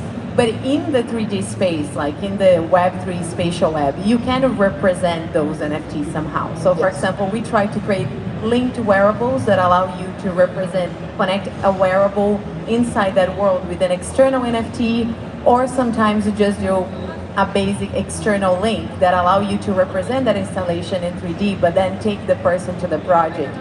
my point is, I think right now, we do have a lot of limitations technically, but in my opinion, interoperability doesn't start in the tech, it starts in our mindset. You can create bridges today with external links to anywhere you want, from any website you want. And I think that's the strategy we are using if we cannot be in the same chain or if NFTs are not compatible. Yeah, I mean, the compatibility question is definitely a big challenge, and there aren't any perfect universal interoperability standards yet.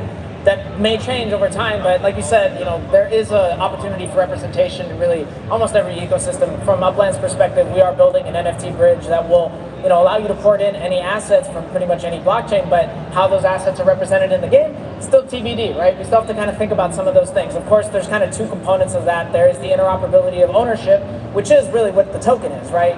It's not necessarily data. You're not buying a 3D object in the sense of data. You're buying the token that shows that you own that. So if your data is stored on maybe IPFS or Arweave or whatever, decentrally, there's probably a better opportunity that you can bring those things into other ecosystems, but you kind of have to separate those things out and then start to think about them from that perspective, and then I think you'll arrive at a better solution.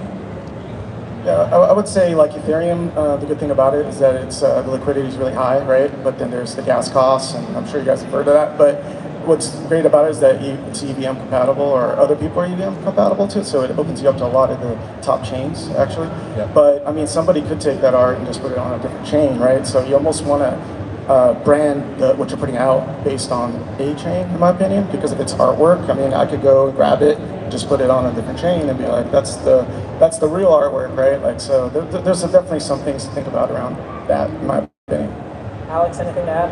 Yeah, the only thing is, like, there's no perfect technology out there yet, but it's getting there. And as you mentioned, there's bridging. And with Ethereum, you could get into any EVM compatible, find the bridge, and have the capacity and capability of bridging from one chain to another. So that's right now the best solution, but there's other solutions that are coming out that are pretty exciting. So definitely.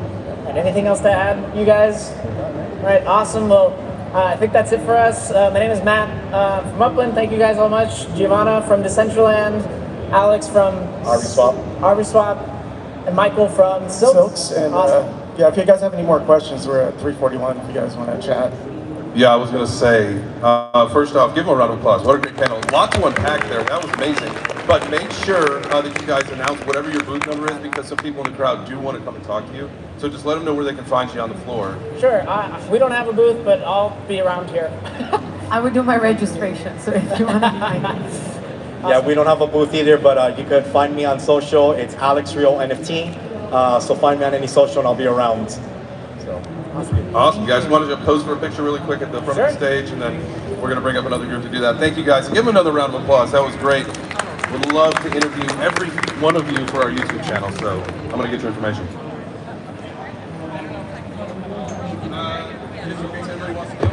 I'll give one. Yeah. To figure out how to even get.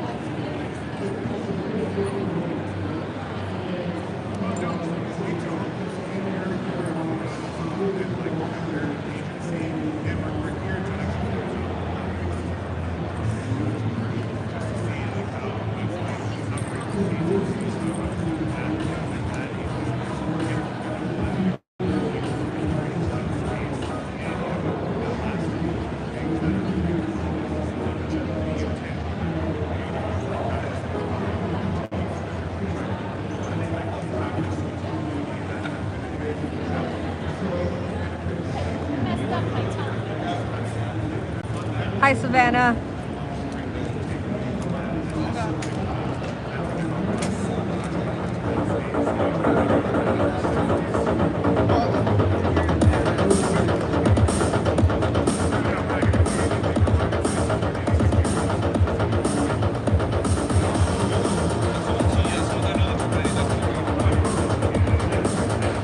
All right, that was a great panel. Again, there was a lot to dissect from there. I know, you know, Upland is a big metaverse. They've got a big partnership with the NFL Players Association. Decentraland, obviously, one of the top 3 metaverses.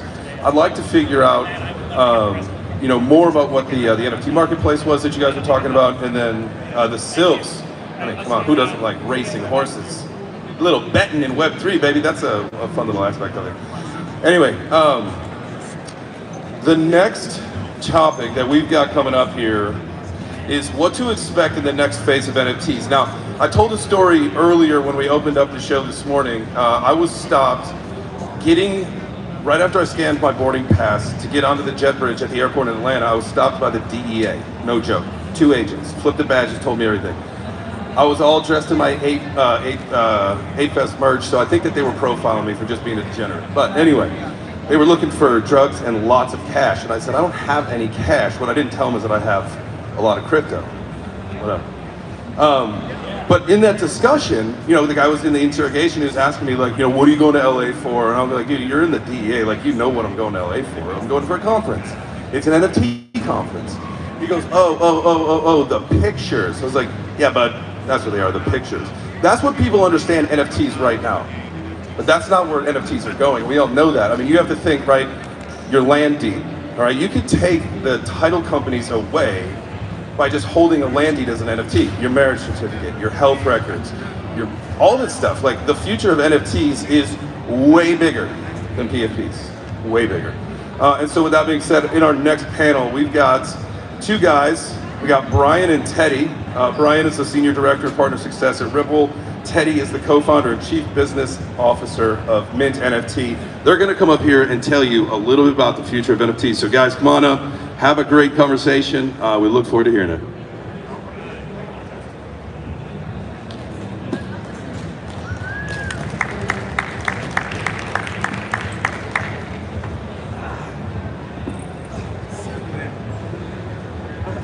Hello, everybody. Welcome. Appreciate it. Let's just jump right in, Brian. Yeah, absolutely. So we're talking about NFTs, but how did your life experience, business experiences prepare you for this new wave? You know, I actually have to say, I'm probably like many of us here, I felt like this was the space and opportunity that I was waiting for, that I was being groomed for. You know, quick background without giving the LinkedIn. I started my path as a developer, but before becoming a developer, the way I found computing and programming was producing, was making music. So I really started as a creative, started leveraging MIDI to make music. That eventually led me into joining what we now know as PlayStation, launching PlayStation 1, 2, 3.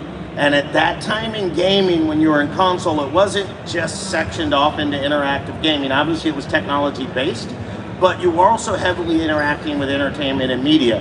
So I basically started my career and has always had a portion of my career that lives at the Venn diagram overlap between technology, creativity, and the human experience, right? When you start to talk about NFTs, the blockchain, all of the possible use cases we'll talk about, you can see how, you know, I ended up here, right? This is I think what I was meant to be doing. Yourself, I know a bit of your background. I wish I can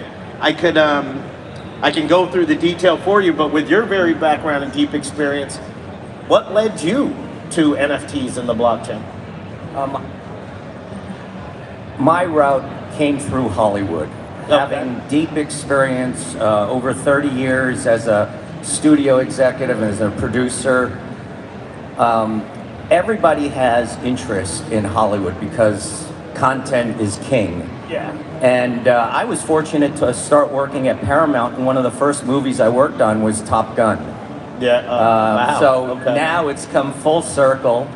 And the thing about Hollywood that I learned, I really enjoyed the whole experience, producing Hitch and Pursuit of Happiness, developing Charlie's Angels. But the one thing that was really frustrating about Hollywood is it's stuck looking in the rearview mirror. It is completely old school, and it takes forever to make a decision. And the creativity was just sucked out of the industry. And Hollywood was completely disrupted by companies like Netflix, by Google, by Apple.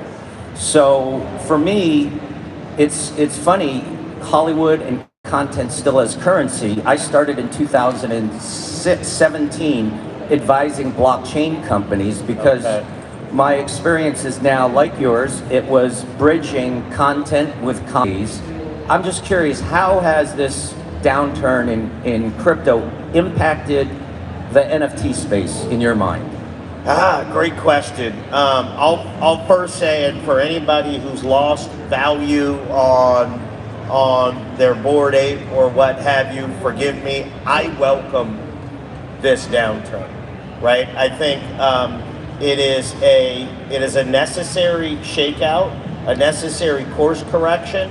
And while I think sort of NFTs as speculative assets definitely has its place and it's an interesting opportunity, I think it's too much overshadowing the enormous potential and opportunity for truly revolutionary use cases. So really, crypto winter and ignoring sort of cryptocurrencies in terms of the NFT space, I think it's a good thing. I think it's what it's going to do is it's going to make room for the really solid business cases, the really solid creators, the really solid models, and it's going to spawn utility, not only actual utility like we've never seen before, but it's going to also make room for the general non-crypto native public to view it as something more than Paris Hilton owning Bored Apes, right? I'm curious because, of course, where I work, we work with a preferred protocol, XRPL, and we pretty much span the space beyond just NFTs. But Mint NFT is explicitly focused on bringing innovation, bringing assets to bear within the NFT market. How has it affected the way Mint NFT views the world in this space? It has no impact on us because the world, for me, is divided into two halves.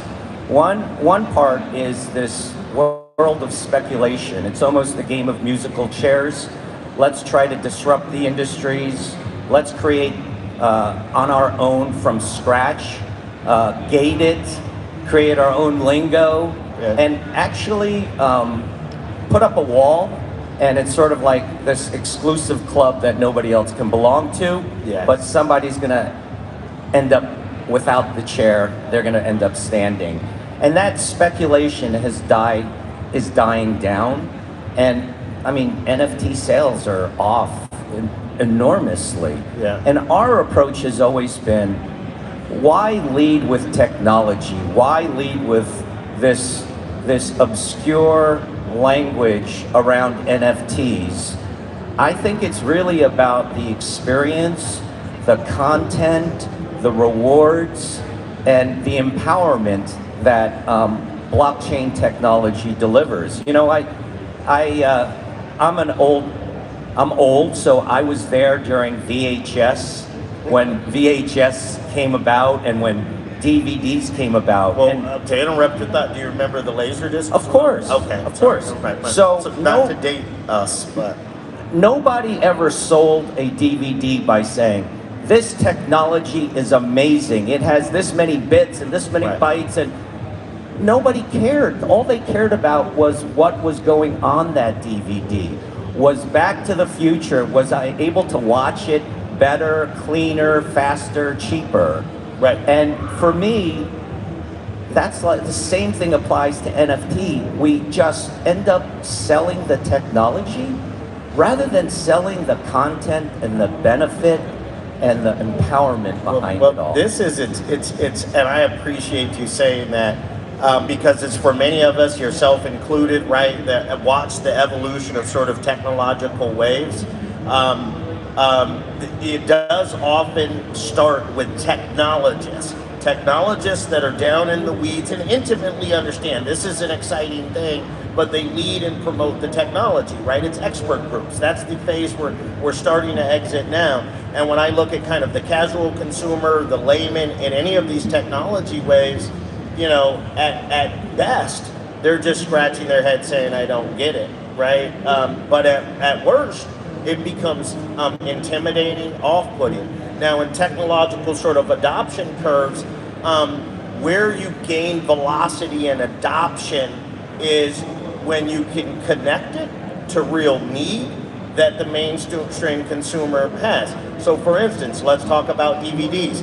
Well, it's not about DVDs are great, you can fit all of this information on here, and here's the laser and the way it scans, but it's rather about, we'll say, going from laser discs, right? You now, in a space this big, can have 15 movies, you can own theater quality movies, and you can watch them at will, right? And this gets to, I think, what Min NFT is doing, which I'd like to dig into in a minute, but I also think is important to your point that I think where we'll find success in mass adoption is in two places. One is, or three. One, stop the expert language, make it accessible, right? Two is, again, on the accessible, educate in an accessible way to reduce the FUD. Two, build around use cases that are not, hey, here's how you get into NFTs, but have NFTs be secondary to an improved and enhanced experience. Agreed, that's a great game plan, and what we're doing, our whole philosophy is very simple. We want to offer a way for deeper engagement and building community. I honestly don't understand why, if I already have a community, why do I need to take that community that might reside on TikTok or Snap or Instagram? Why do I then have to take them to Discord and create all that friction? Yeah. For me, I understand why Bored Apes has to create from nothing and turn it into something. Right. But I think that the mainstreaming of blockchain and NFTs is going to come through brands that we know and trust, content that's premium, that everybody has a demand for. They have pre-existing fan bases and communities, and it is about migrating them over from Web 2 to Web 3. Migrating them over so that we are no longer targeting them and treating them as users, but because of blockchain and Web 3, we are now in a period where ownership is enabled. We're empowering a consumer to become a partner to creators and to creation. And we think that Web3 is truly a new creation story that is inviting and inclusive to everybody, that there are contents and brands and communities that everybody will migrate to depending upon their interests. And it's really dependent upon the technologies to enable this with the least amount of friction. Yeah. Look, in the NFT world, I read something about 50,000 active wallets that are transacting all this, these trades and these transactions, and it's crazy. That's a fraction. And imagine what happens when the everyday consumer doesn't have to be burdened with having to go through this excruciating process to own something. So I throw it back to you. What are you doing to help this next wave of mainstream consumers enter this space? Well, I mean, first off, what Ripple and my colleagues at Ripple and our colleagues in the XRPL community are doing is partnering with forward-thinking, experienced people and entities like Mint NFT, partnering with your partners like Mattel and Balmain that represent exactly that, people that have loyal audiences that might not qualify as crypto native, but will treat them as their trusted chaperones sort of into this blockchain experience and readily build that community with them. And then I think there's an extension of that model in that late last year, Ripple announced a $250 million creator fund. And these are grant monies that we're giving out to creators that in many cases don't yet have an NFT strategy.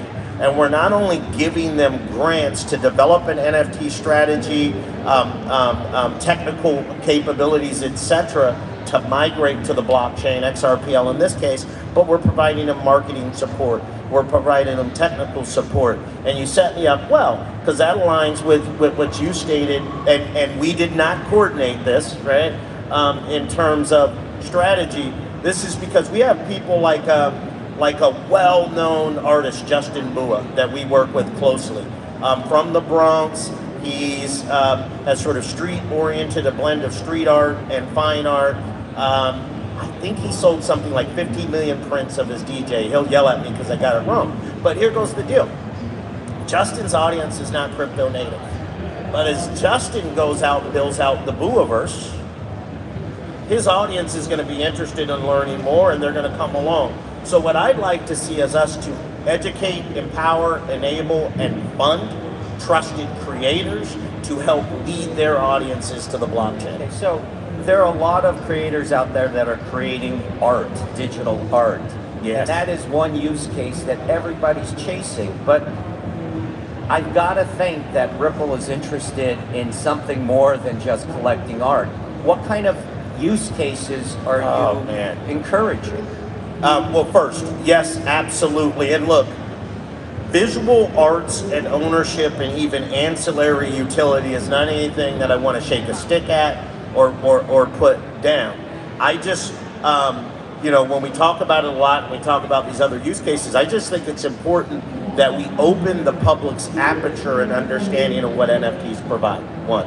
Two, personally, Teddy, I can tell you, there's so much opportunity with this, with non-fungible tokens hosted on this global shared immutable platform that acts as global connective tissue and permanent immutable record. The use cases that are possible wake me up at night, right? Now, what specifically we're seeing some of within the XRPL ecosystem, which we're working with directly and indirectly with our partners, are things like sustainability, carbon market swaps and carbon offsets. We are seeing management of real estate transactions within XRPL XLS20. That's the spec for our non-fungible tokens. We are seeing people tokenize educational credentials. So when you graduate from college and you get a degree, that degree will live on the blockchain. People don't need to go to LinkedIn and trust what is there, but they can actually query the blockchain. And then we're seeing really interesting developments around the connection between physical and digital, bridging those together and then providing an expanded experience. And in fact, I was just with you at NFT NYC, and you and the Mintable team gave a Mint NFT. I'm sorry, excuse me, Mint NFT team. There's too many mints and NFTs. I'm embarrassed for that. But and the partnership that you have with Balmain, and I'm wondering if you can share some of what that use case is about and what you see as powerful use cases. Yeah, I think we're not just trying to sell an NFT. What we're delivering on is exclusive access to collaborations, to drops, and to experiences. We're helping migrate consumers who are associated with brands into Web3. We're doing that by creating reward systems, and we see it as a marketing channel for brands to connect more deeply with their consumers and offer them the kind of benefits that would be hard to manage without being Web3, and that could be authentic and certified and legit. So whatever is good in terms of brand safety, about fighting counterfeits and fakes, is something that's really important to us. So we've built technology that helps to assure that when you're buying an NFT, even 5 years after it was originally minted, that there's a warranty on it, that it is the real deal. Yeah, I'm so glad you said that, because that goes back to a question that you asked earlier, and I think I do want to call out that Ripple, and I think our partners in this ecosystem are particularly focused on not only the education and bringing along mainstream adoption, but as part of that, enabling people to do it with confidence and with trust. So I think you guys have demonstrated sort of a video provenance technology, right? That allows a consumer to buy with some way to authenticate. That's right, that's right. And I don't want to get into that here, but the one thing that I can say, we worked with Barbie, Mattel's Barbie, with Balmain, which is one of the most cutting-edge couture fashion houses from Paris. And Mattel came to us and said, we'd like to sell 3 NFTs. We said, we think you're missing an opportunity, because we don't think the consumers, while they may be interested in an NFT, we don't want to appear like a money grab. So what we did was we issued a press release. We generated, without any paid media, 1.2 billion media impressions. We got 500,000 page views, and we had 20,000 people sign up, and we gave away 5,000 NFTs. And those 5,000 NFTs were to some die-hard Barbie fans. And what that allowed Mattel to do was to establish a cornerstone for their Web3 strategy going forward. They built this community, and it's really an opportunity to go forward and build from that.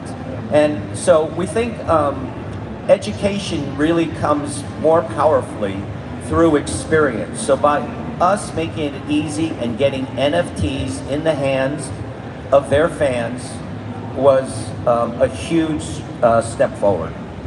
Yeah, and I'm curious to ask, out of those experiences, because you've executed on a few successful projects, and I know you have more in the works, I want to go back to something you mentioned, and that's kind of the cutting out the middleman, right? Providing the brand, the artist, the creator, direct access to the consumer. I'd be curious if you have any lessons learned in terms of how the brands and creators experience that. Have you seen any sort of particular notable returns on building that connection, say, between Mattel and their consumer base? All I know is every consumer wants to be treated with respect. Okay. They want to be engaged in an authentic way.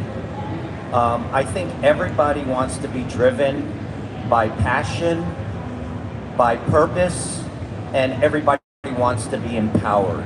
Yeah. So we think that every campaign should contain these elements of passion, purpose, and empowering the holder of that NFT to new experiences and new opportunities, and to be a part of the future in a meaningful way. I look at this idea of a wallet address, right? Once you're able to get people over to the chain, your brands are able to build a relationship with those consumers, it begins to replace email as that thing that's valuable to connect. Email in a lot of ways had turned out to be a one-way communication, right? We send promos to you to sell you more. The nice thing with having this identity of a wallet and that wallet being associated with the brand is it really lends itself for a continued ongoing conversation that supports that, oddly enough, PPE, passion, purpose, empowerment. Yeah, it's funny, I keep thinking of our conversation and the words we've used today. Yeah. Chain, wallet, immutable. And these words are not everyday words. Once we change the culture of Web3 to be inviting, right. Once we remove the friction, right. Once we make the UI, UX something that is easy for the everyday person, that's when mass adoption will really take off in a major way. Yeah, I agree. Now I'm going to throw a word out there to kind of shift topics, though, that's going to counter what you're saying we need to do, and that's consensus algorithms. I have conversations with my mom all the time about consensus algorithms, by the way. But Teddy, your mom is a central force. So whatever she says is consensus. Exactly. Right. Obviously we're big supporters of the XRPL and the XRPL protocol, and Mint NFT surely had an opportunity to select a number of protocol partners, but we're here today, and I'm curious what attracted you and the team to XRPL, and how does it help with your overall strategy? Well, first, so you guys just don't talk the talk, you walk the walk, okay? So Ripple has been around. The leadership, there are adults who are passionate about a mission, who have a purpose, who want to empower the people who they onboard into their ecosystem, and that's from top to bottom. So it's been really great dealing with an organization that's professional. So that's number one. Number two, the idea that you would create a fund of $250 million to support as grants for new creators with new ideas in a very risky space is putting your money where your mouth is. It's walking the walk and not just talking the talk. And third, because we deal with brands in a major way, the idea of sustainability and low cost is something that is so simple, but cannot be overlooked. To have those low transaction costs and to not have an adverse effect on the environment is also something that's really important. Yeah, and you kind of accept me. Well, first, thank you. I appreciate it, and I want to underscore that for me personally, but it also Ripple.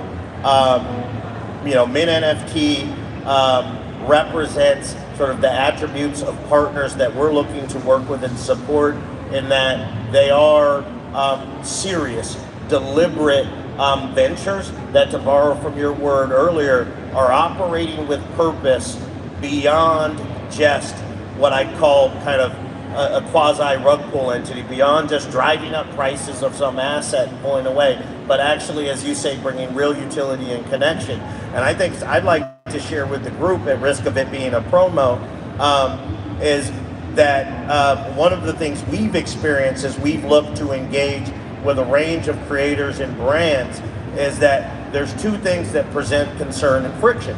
Cost, gas fees, transaction costs, largely focused around proof of work. Sorry for I'm an engineer by trade.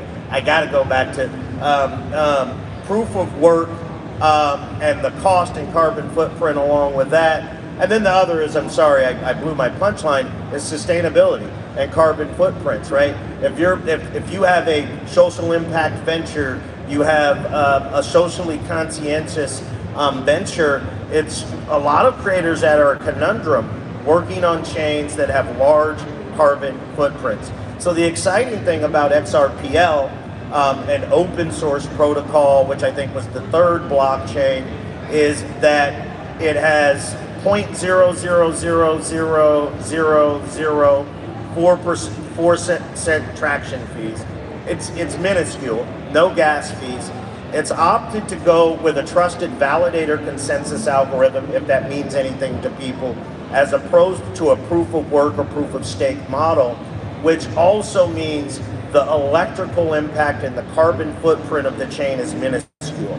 And whether it's XRPL or whether it's another chain, I think for creators or for people that want to retain some of the value they earn through their arts and want to ensure that they're contributing to a positive environment, do look at that impact, do look at that as you identify the protocols that you want to deploy on. Agreed? And I assume that's come up with your brands. XRPL is a sustainable chain, low cost. Yep, exactly. Yeah, but. So we don't have much time. Just want to see if there are any questions before we conclude. Comments? Anyone? Okay. Anyone? Great. Well, thank you, everybody. We appreciate your time, and enjoy the rest of the conference. Yeah, likewise, and thank you for inviting me along, Teddy. Thank you all. All right, guys, give them a round of applause. Thank you very much. That was a great conversation. Very conversational. All right, we're going to set this podium up here. We'll be here back in a second.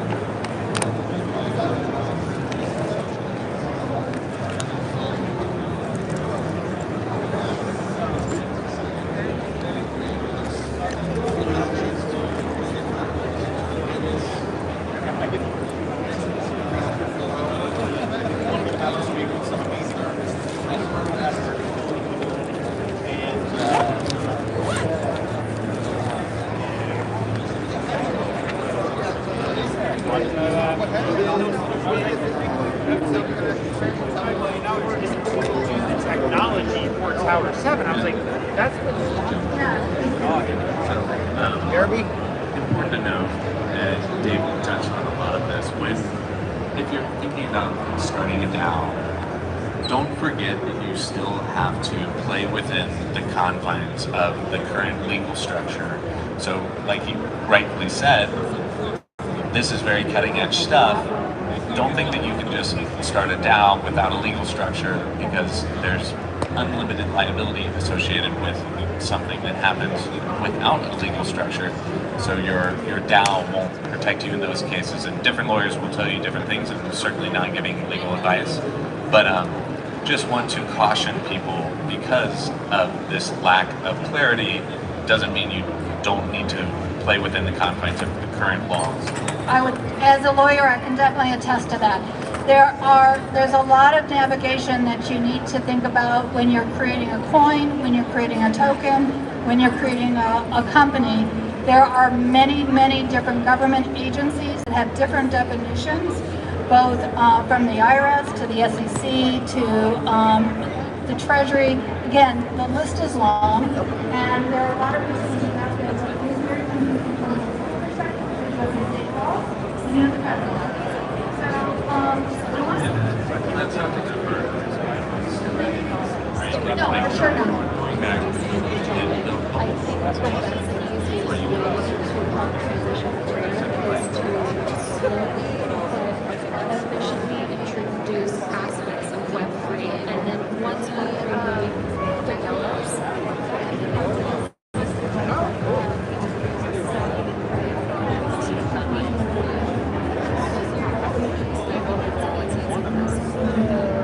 Like, I mean, this is an important point, right? Is that for some companies it can be like kind of scary, right? So you're telling me I got to go to Web3, it's this whole new model that I've got to come up with. I've got to basically scrap a bunch of my existing thinking, and it's like you gotta, if you're not aping into it, you're not really doing it. But I mean, to your side and to your point that I think is good is that like you can't, like there's a transition, right? Like you can migrate into Web3. It's not like you got to just flip the switch and everything's there. right, and that's the thing, is that we don't want to turn off people and scare them with the idea of Web3, because it is very intricate. It is advanced, but it will become mainstream at one point. But to slowly start introducing the language and just, you know, the attributes of Web3 so they can familiarize themselves. And when brands fully do go Web3, it's a lot easier for their clients to stay with them and for their brand to grow with the new wave of technology that's coming out. Got it. And so, I mean, I think the back end of this, and this might have even been a better, like, first question, is, you know, what's incentivizing companies to go into Web3? Like, obviously it's new and it's shiny, right? And we all like want to be part of like all of the hype and the media stuff going on. But I mean, what else would incentivize a brand to go into Web3, right? Is it to stay competitive? Is it new revenue? Like why do they even need to be thinking about it? Because to your point earlier, I think there's a lot of brands out there that are like, nah, it's bullshit. We're gonna wait. I don't know. Like, so why should they be thinking, and like, what are the incentive things for them to go in now? I think a lot of what you're speaking to is kind of encased in this utility of the Web3. So in Web3, we were doing a presentation a week ago, and we were talking about the difference between marketing in Web2 versus Web3. Web2, you're soliciting clients. Okay? Web3, it has this community aura about it, and that's really, brands love that. It's like, oh wow, we're not selling, we're creating a community of fans. It's a fandom-based sort of sales venue that they're part of this exclusive sort of, you know, kind of inside club that they can verify and validate, and social medias, you know, all those things are there. But then it also has this very private sort of, you're a community, you're part of this club. And I think that is a big driver of where the brands see the opportunity. I mean, for a lot of brands, this is all experimental. You know, they're like, okay, we'll do something in Web3 and we'll kind of shotgun blast it and put it out there. But I think it's going to become an important, like I said, an omnichannel. So it's not the only place they should be, but it's one of various points they should be. They should also be on Web2, they should also be on ad media, they should also be, you know, on TV commercials. Sure.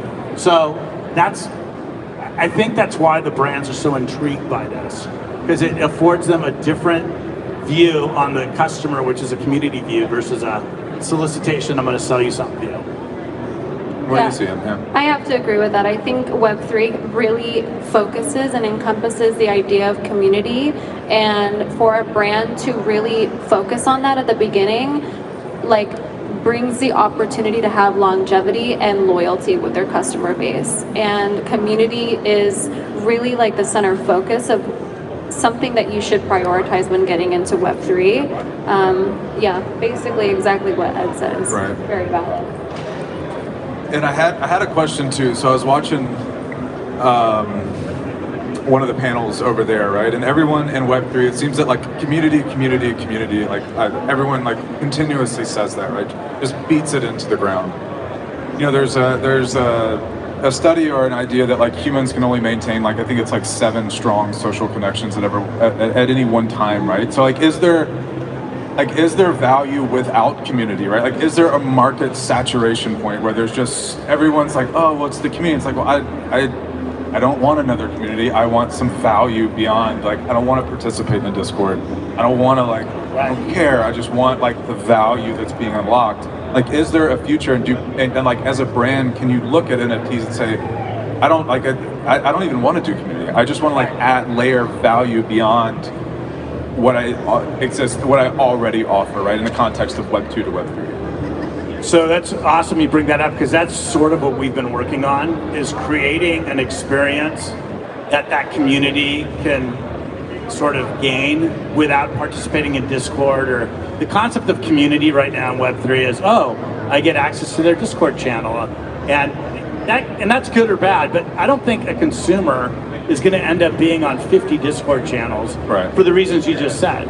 But if you can attach a video or an experience, or maybe preview a music or an album to a certain select group of people that own an NFT that are affiliated with a brand, that speaks to every basic human fiber of being special and being sort of part of something and having access to something that others don't.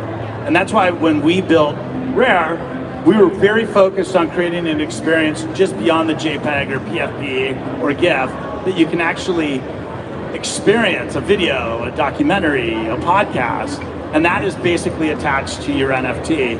So for us, and for the brands we speak to, that's really important, because I think the brands have seen through the Discord channel and understand that for them to get that kind of level of utility from their consumer base is sort of a pipe dream.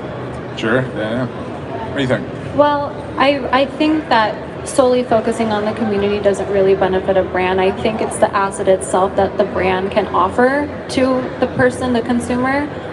So I would say focus on the brand as opposed to trying to, maintain what some of the culture has been in Web3 with just, simply text communicating with your brand and community members, and just fixate on what you can deliver consistently and what you can offer in return for being loyal to that brand. Right. And I think I feel like that's so refreshing to hear, right? Because if we really look at this through the lens of moving traditional 2.0 to 3.0, it's about mass market adoption, right? And if you look at the number of like active crypto wallets that are out there right now, it represents a very small sliver, not even of just like a global market cap, but also of people.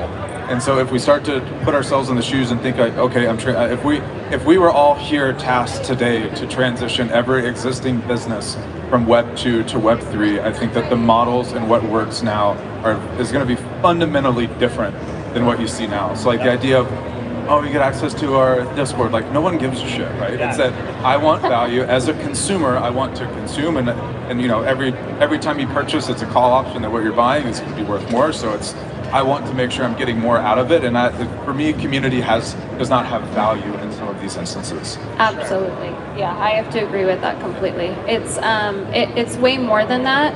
Once we get into a Web3 that can turn from only solely being on Web3, and we can turn it back around and it can actually help our livelihood, like taking from us in real life to Web3 back to us again, I think that's where it's headed and where we can really succeed as brands. Yeah, I agree. And we work, as you guys do, work with a lot of like large brands, but when we talk about in the context of moving from Web 2.0 to 3.0, I mean, there's obviously like the product aspect of how do you design new revenue channels, new ways for people to engage? How do you enhance the existing, what your product does, yada yada yada. But there's like business mechanics that are there that still brands need to think about, right? And so, Web3 is part of like, like every time I put a buzzword, I need to put like $1 in the jar, but like it's part of that whole idea of digital transformation. And digital transformation, I mean, regardless over the years, has its challenges like AI, ML, IoT, or whatever, mobile was digital transformation at one point. But what's different, I think, in Web3 is that it falls across a lot more business units, right? And so moving from Web 2.0 to 2.3, or the 3.0, I mean, are you seeing, like, I think there's a lot of areas of innovation for, like, the treasury, like CFO, like your finance department, like, other areas like legal and compliance. So if you were giving advice, right, to a 2.0 company and they're like, we want to go to Web3, like what would be some of the non-obvious areas that you would tell them they need to think about beyond just the glitz and the glam of what we all see and know and and do? I think one certainly is the technology itself. So everybody gets so enamored with NFTs, and then they go to some like unnamed sort of NFT minter, and they mint something that maybe they think does one thing, but it actually doesn't have that programmatically. I mean, NFTs are basically programmable objects. And if you're not programming them in the same way that you think they're operating, that delta will crush you. Sure. Yeah. And I think that's something that people don't really look at. They look at it from a business sense, like, oh, we can mint this and we can do this ourselves, and we have an IT department. This is so much more complicated than most IT people can handle. And that's one thing that I really, coming from Wall Street, IT background, jumping into this and realizing, wow, this is a very different animal. And I think that's something that Web 2.0 companies have to really keep in mind. Mm-hmm. Yeah, so I'm not a tech expert, but from what I have seen observing in Web3, if companies are trying to transition into that sort of technology, I think it's best to vet out certain projects or companies in Web3 that can really solve a problem that you're trying to fix or even develop in your company, and spend some time learning about other brands, because yes, from an outside perspective you can see like we can mint 100 of your NFTs for you, or we can create I don't know, a platform for you to sell them on, but they really don't have any experience. So my suggestion is due diligence and do your research with other brands that could actually problem solve what you need to do. And the best piece of advice I could give, or something that I would really make important, is that Web3 and the blockchain is meant for transparency. So for brands, I think the most important thing is to build trust with your client base, and that is a really good place to start. Right, and so you bring up a good point about building trust with the client base. And so the other day I was talking to my friend, his name's Richard Walker, who's principal blockchain, or was at Deloitte, at Bain now, and I asked him like the same question. I was like, what do you, when you're advising companies on the transition, like what's one of the first things that you tell them to do? And the customer trust is an interesting point, because he said I tell all organizations before you're ready to transition into Web3, one of the first things that you have to do is fix your internal culture. Your culture has to be ready to fail, because a lot of these mega brands, right? Like, your McDonald's, your Budweiser, your Fords, like they have their craft so down to a science that failing for them is very uncomfortable, right? And when you're going into this space, making sure that you internally are ready to make some mistakes and that you can handle that is really, really important. I mean, do you see that as something that companies aren't thinking about enough, or are people just kind of like, we're just going to throw the traditional book at it and be like, you know what, if it worked in the 80s, then it's going to work now? Yeah. I think if you're in Web3, you have a certain tolerance for the wackiness of it. Things don't always work as planned. There's some chains that are more reliant than others. You need an extra sort of sense of patience, because sometimes things take a while, sometimes things crash. And I totally side with you. There's some brands that need to be ready for that, because if you're a big brand, you put out most of these big brands on their big NFT launches, they had crashes, they had problems, they had, so you need to be ready, kind of prepared for that, because no matter how smooth it goes, you have to understand that it's Web3. And it's not fully baked yet, and there's issues. And you have to, so with that, you have to go in with wide open eyes and be ready for that. Absolutely. I think that going into Web3, you have to be a little bit humble and know that there is a possibility for whatever you do, project or not, that it may fail. And there is a very critical side to Web3. So why I say do your diligence and educate yourself is important, because the first step you make into Web3, whatever you release, like that is going to be transparent and on the chain forever, and that's for everybody to remember how your brand was led into Web3. So yes, vet out as much information and people and resources as you can and lead with that, and but enjoy the ride, and also be prepared to have criticism but also learn from your mistakes and grow as Web3 is growing. Of course. Yeah, that idea of being humble, I think, is something that a lot of very well-established brands marketing departments don't ever want to be. Yeah. We know how to do this. Want to be right. Yeah. Right. And and I think you scratched on this a little bit, that going into Web3, as with any tech, you don't have to not everything has to be built from scratch, right? The Web3 ecosystem is very collaborative. There's a lot of great tools out there that are solving a number of different problems that would have been either cost prohibitive or time prohibitive from before. And we're seeing, I think some companies in the past have always been really we build our stuff, right? And that, how important is it for Web 2 brands? And again, I'm speaking in the context of, businesses and Web 2, and that could be physical or digital. How important is for them to think about partnership strategy, right? How do you get the most out of Web 3 by not being alone, right? And looking to partner with tooling providers or chains or whatever it might be. Well, partnership is extremely important, whatever avenue you're taking, because credibility is at the top of my list. What I give out, it needs to be authentic, it needs to be real. I'm personally doxxed, and I think that that's something really important for my brand and a lot of other brands, because knowing who you're working with, as far as even partnerships and trying to get into Web3 and maybe using some tools that other brands have, everything needs to be out in the open for you to be able to succeed.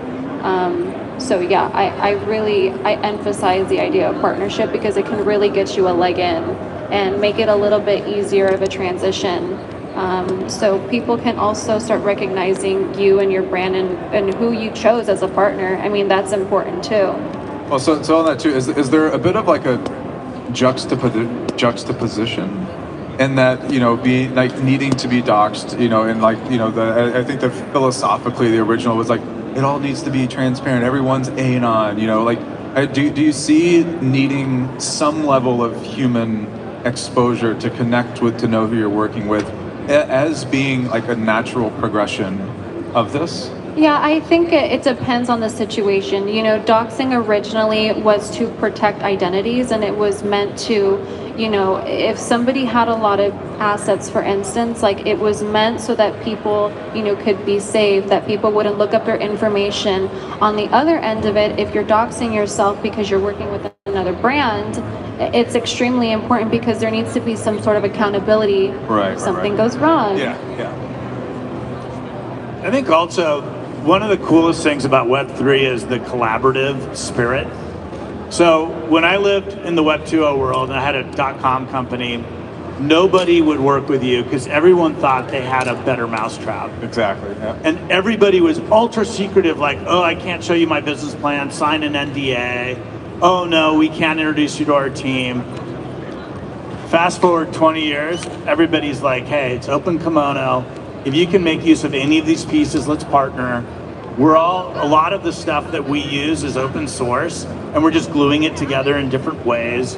So, and I think that does a couple things. One, it accelerates Web3. Like this will be a much faster adoption, also because of the underpinnings and what we have in Web2. But we're willing to work with each other, and I think that from a brand standpoint or Web2 to Web3, if you can work with each other and not feel like you're in a silo, I think it's better for everybody.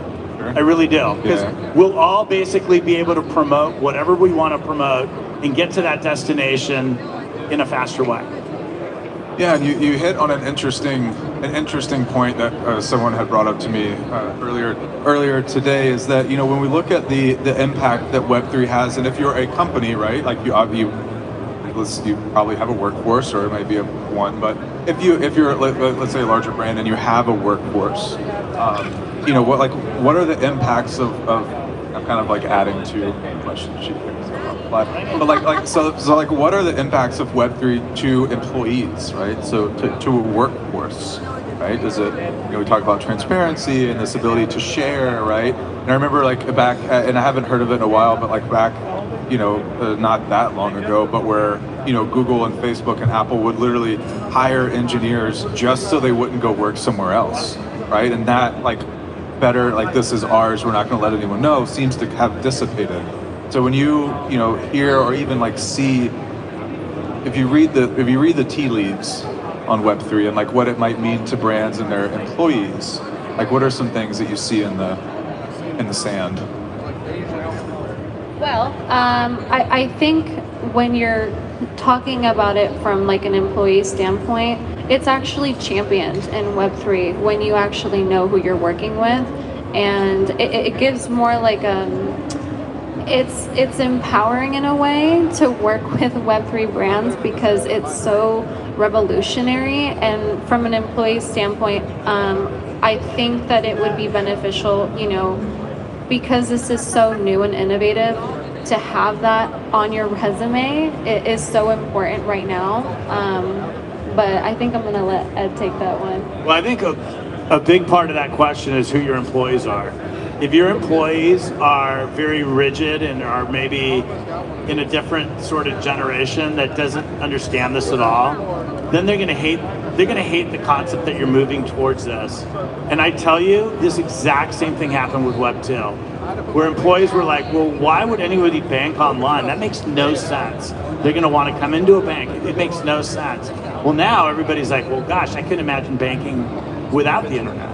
And I really think we're going to get the same thing. I think that you're going to get this generation that gets it. And it's really cool because, if anything, I'm on the older side of the Web3 world. All my employees are way younger than I am. But it's an awesome collaboration because they're very open and they're darn right excited that I get it and I can connect the dots. And I can go back in time and go, this is exactly what happened in Web 2.0. So I think that, you know, some employees will get it, some won't. But it's like she said, it's a huge opportunity. Yeah. Right. It's funny you mentioned that. I went to the bank the other day and it was just weird. Yeah, you know, what I think is the other part too, and you had hit on it a minute ago, right? And building the confidence. We were talking about, you know, building the internal culture to experiment into Web3, right? But also building the trust with your community, with your customer base as well, that you're going to be doing this new thing. You know, when we look at that, and we need to educate them, right? So we're educating them on this is where we're headed. You know, I think you probably have a ton of experience in this, but like how companies can educate their consumers, right? Like what are things that they can do to help let them know, you know, either the value or the future, or what all of this is that's going to be coming out. Because again, in the context of mass market adoption, you know, I'm thinking of brands of like Clorox, right? Or someone that you would never expect will eventually have something to do. So what would you advise, or what do you advise to help them educate? I mean, on a large scale with large companies like that, I feel like, you know, with humans, naturally we want to be incentivized. So if there's a way that it can benefit them in any way, whether it's, you know, winning something or getting something out of it, but like on just a general scale, just to kind of start prepping your customers, I feel like, you know, slowly starting to introduce them you know, even if in like newsletters, emails, starting to update small things even on a website, or, you know, a lot of people use social media to help, you know, reach out to other, you know, people and to kind of like expand their audience. So I think you and I both do this, but we reach audiences on platforms that are familiar, like Web 2 platforms, social media. That's the best way that you can reach and start prepping them, because if you just have the conversation, it kind of just familiarizes that with it. So when you have something that you release that is really Web3 based, like they're not so shocked by it. Right. So not a left field kind of thing. absolutely, yeah. I mean, I feel like social media is the best way to go ahead and start prepping your audience. Sure. It's such a huge channel now too, right? Absolutely, yeah. It's the way for your audience to just understand that language. Right. I'm waiting to the day, like, I'm sure most people here don't have cable, but like when I ever see a commercial that's like, you know, here is Clorox's, which Clorox did do an NFT, or no, Charmin. If I ever saw the commercial, I would kill over my seat. It'd be great. So what are your thoughts? I think you have to sort of ease your customer base into this world, into this ecosystem. And I think like Davina said, the incentivized thing is big, but the giveaway thing is big too. Like you could, and that's all part of it, right? Like airdropping. Like we're working with a big financial entity in South America right now, and they want to just basically acclimate their users to Web3 by giving them the opportunity to listen to some Latin musicians through an NFT. So I think the free, like the airdrop is big. Like you got to create a good enough sort of exciting carrot to get the consumer to learn this and to get onboarded. Otherwise, many people just don't see the reason to be there. Like a PFP is not exciting enough for the average Joe in the world, right? To go through the machinations of downloading a wallet. But maybe a video, maybe a song, maybe maybe content, maybe a club. That's what they got to think of, and doing it in a way that eases them in. So there's an educational component, there's a free giveaway, there's an airdrop, and then with all that data that they accumulate, there's some sort of NFT opportunity. Right. Definitely have to agree with that. Yeah.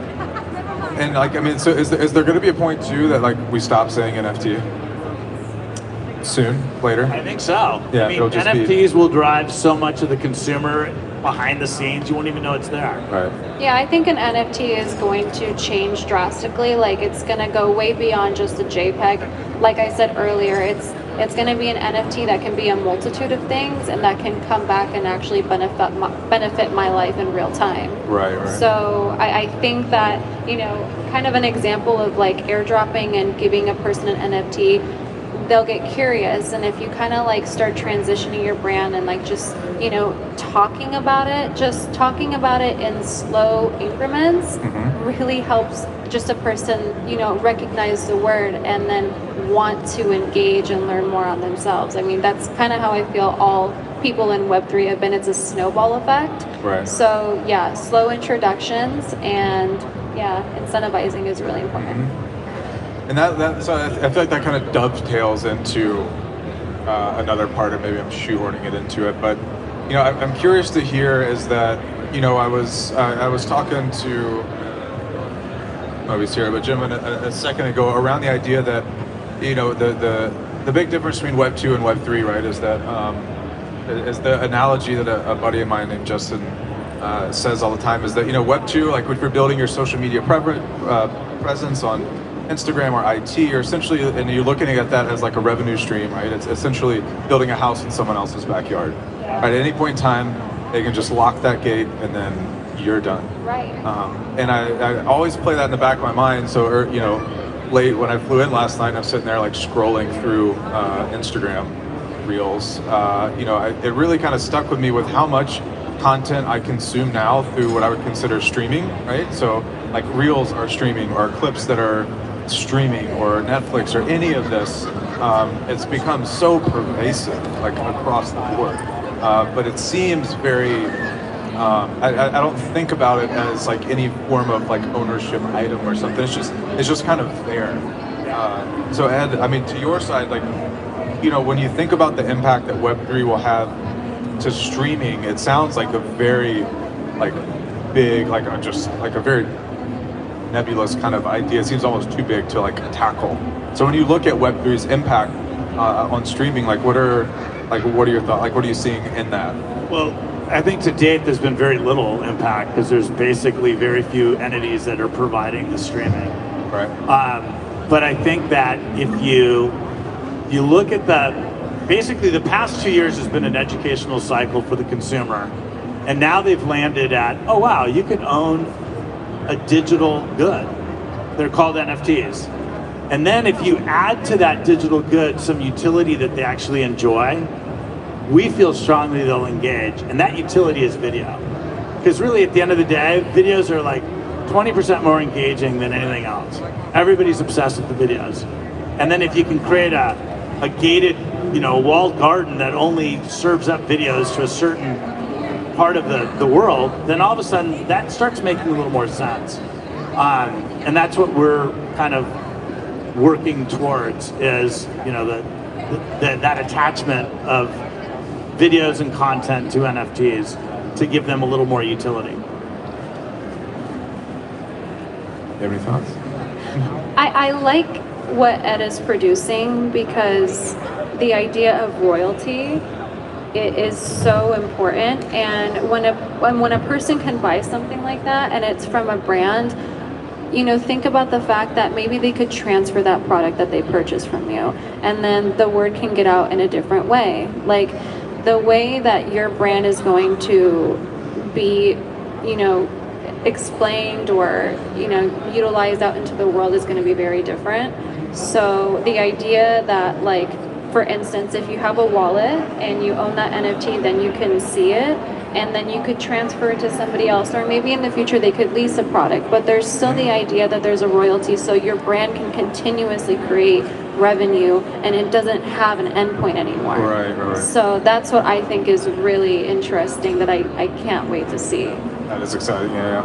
I think that we're getting up time. I think we got time for... All right, yeah, so we got 5 minutes left. I want to keep it there. So we have time for questions. I don't know if anyone has a mic out there. All right, come on.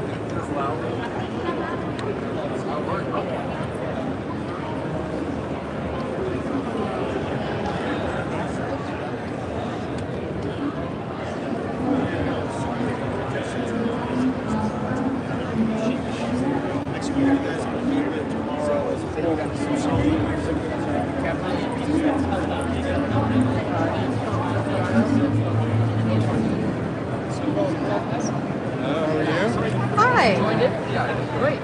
I don't know too much about this, but is this the horse racing like inside race? the metaverse? So we take the real world of thoroughbred horse racing and we mirror it inside the metaverse. And you can buy a horse off of like OpenSea. So and you there's buy it breeds? so you buy it in our environment, but it's represented by the horse in the real world. Huh. And when the horse runs the Kentucky Derby, if you own it in our environment, wins the Kentucky Derby, you get paid out in tokens, you get paid out for breeding, and we're doing a big special right now that when you mint an avatar, you get a lot of land in Skyfalls when you hold for 45 days. Wow. How long have you guys been doing this? About a year, the company total, and we started minting end of April. First mint. I saw that there's like the different bloodlines and that everybody already has like the So good one. it's real bloodlines. So it's real out for it's not Zedrun. So this is real bloodlines. So when they come out and they're born, it'll be revealed. As soon as they're revealed, then you'll see like, oh, people will say, look at lineage. They'll look at which is a horse related to Gunrunner or Ridge Striker, or these great horses, and that'll be the value prop right away. Okay. I like it. Is there anything else? I'm not quite sure what to ask. Yeah, no, I mean, look, you can scan this and join our Discord. It's the best way of getting more information. Okay. Scan on the barcode on the other side. And everybody in Discord's very happy to help. It's very cool, huh? Should we like a racing thing? What's that? Is it racing? Yes, so it's horse racing inside the metaverse. It's based off the real world of horse racing. So I gotta go find it out. courses, and they're a year old. The data set, we power their NFT. Thank you. Very lucky to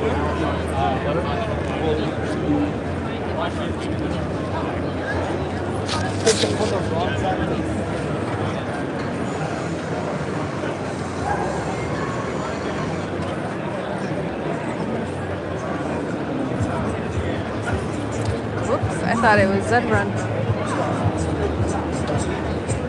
How to get your Easter eggs? Eggs! Come and get your eggs! Come and get your chocolate covered eggs! What? Side hustle. Don't judge me. Eggs! Some of them nutty, some of them runny, all chocolate.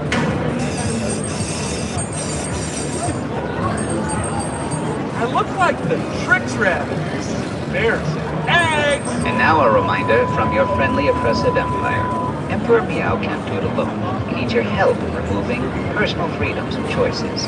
So let's keep ourselves in check. Lead-approved cereals, style hair within fair guidelines. And remember, only to enjoy state-approved musical selections. Illegal music includes hip-hop, jazz, country, dive bar country, distorted trash can jazz, Norwegian Afro, filthy Pistoliana, corporate coastline reggae, gregarious mental choir, magical machine bridge, and always avoid the most forbidden music of all, rock and roll.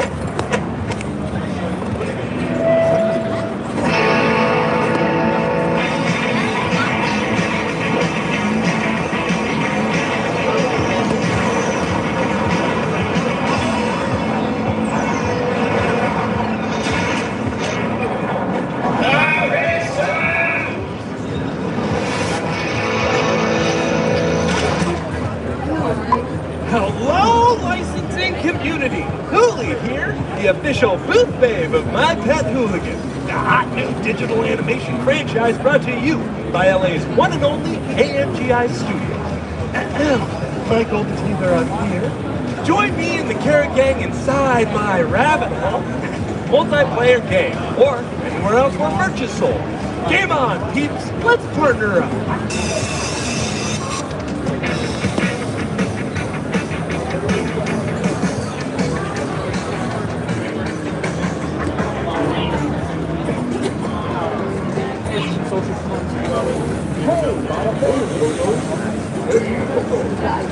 That's not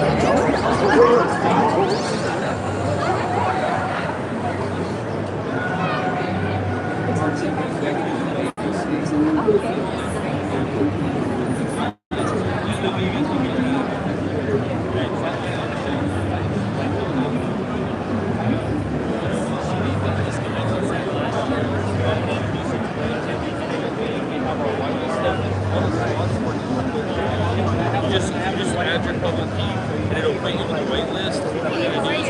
Hi, good. How are you? Thank you. Can I tell you a little bit about? Please.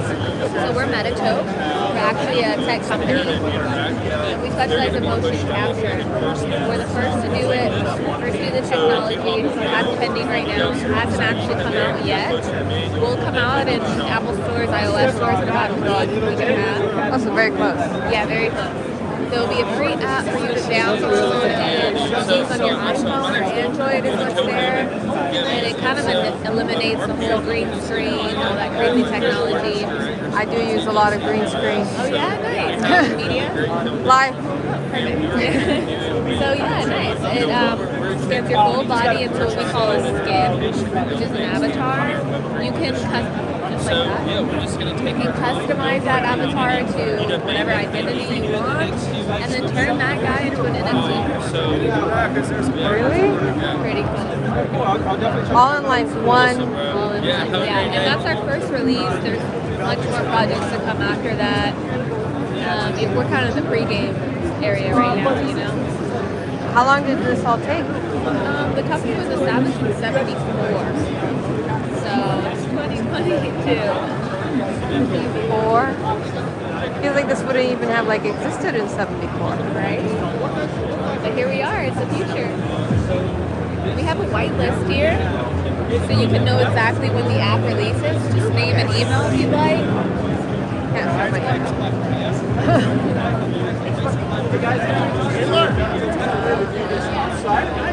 How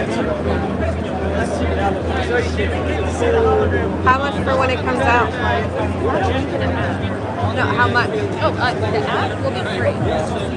Okay.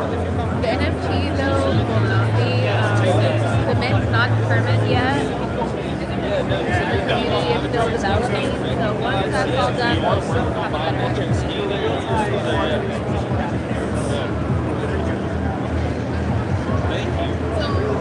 Right. Awesome. You want to try it out? Yeah. Totally. I think so.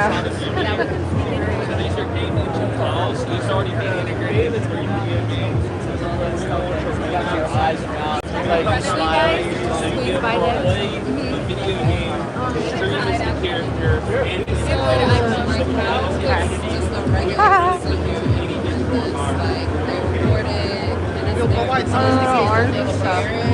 So roadmap. So is that it? When you drop the app, Wow. It looks all funny. Is there anything else to like know about it? Unless you have any questions, that's pretty much. Well, there's so many, but like with everything, with everyone, it's a big space. It really is. Well, thank you. Of course. Good luck with the launch. Thank you. Feel free to grab any stickers or anything.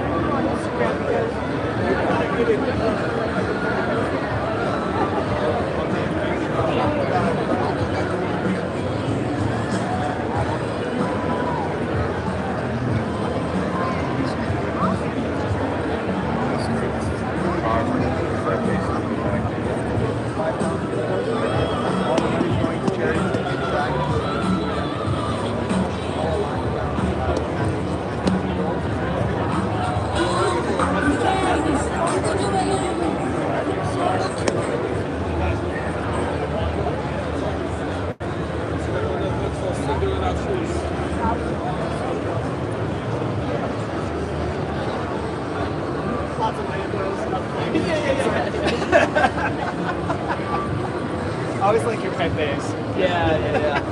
I hit a couple. Look, there's one up there. Yeah, I saw a couple running around.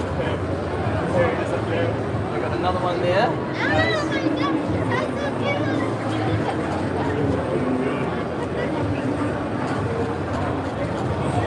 Hippie mushroom somewhere. Hippie mushroom. Praying hippie. You see Marshall in the window? Oh my gosh, nice one. That's the CEO, the hippie version.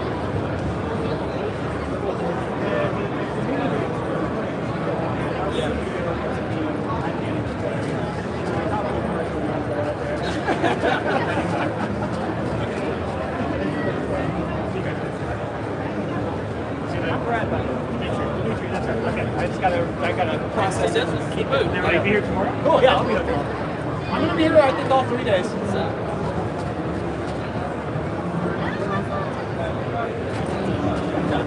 Wall Street bets.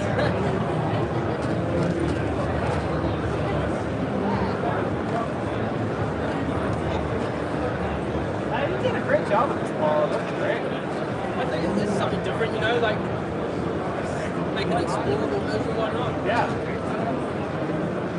I thought it would be cool. I was thinking, like, after I packaged it on the plane, I was like, man, how do I do a bridge demo? And I was thinking it would be cool to carry a coin, like an Ethereum coin, boat across a bridge, and then it swaps to exit on the other side, you know, and then swap it back and...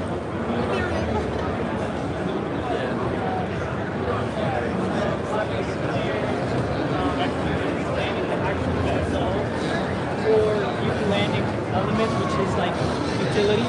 So some of them come with free airdrops to the next collection, which is the Women's World Cup 2023. And that's already being worked on. And we are partnered with Moon Labs, and they're essentially going to be the platform for this concept. And it's going to give creators the opportunity to create essentially what I'm creating here, but for all sports, for basketball, for football, for baseball, all of those sports into one. And we're featured on FTX under the sports category. If you want to check us out, those are already minted, the ones that are on FTX. But yeah, but we have our minting site, which is MetaWorldCupNFT.io, and you can mint. That's the first round. The second round comes out tonight at midnight, which is the other half. We made major improvements from the first half. You know, we saw a lot of so this is what we did.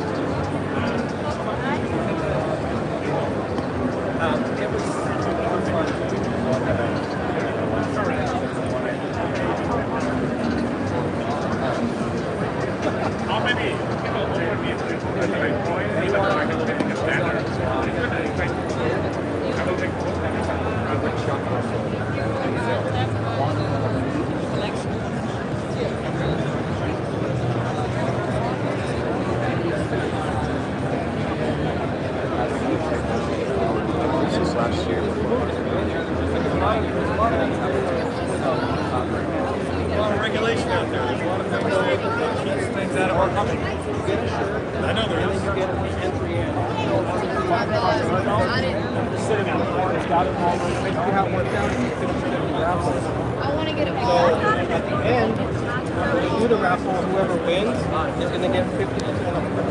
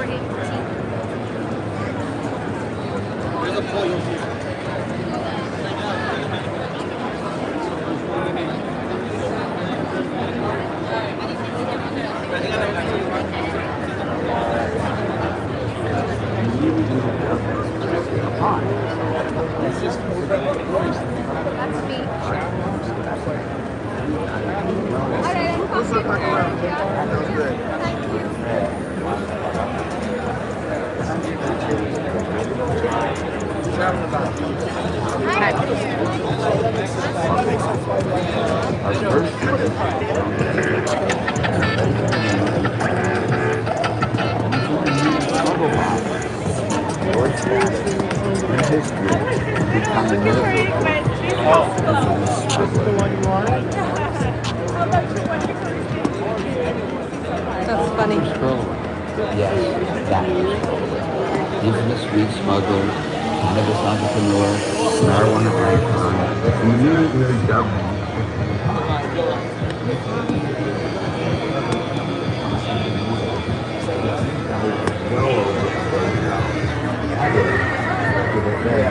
Drag racing.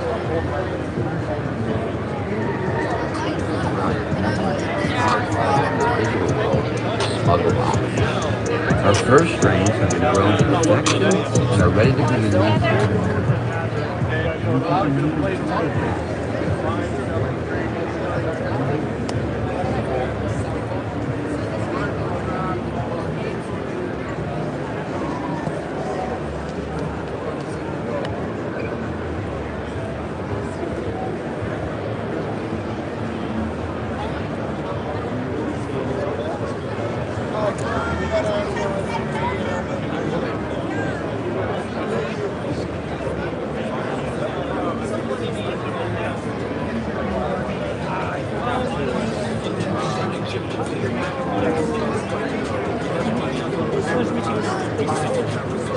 Hello.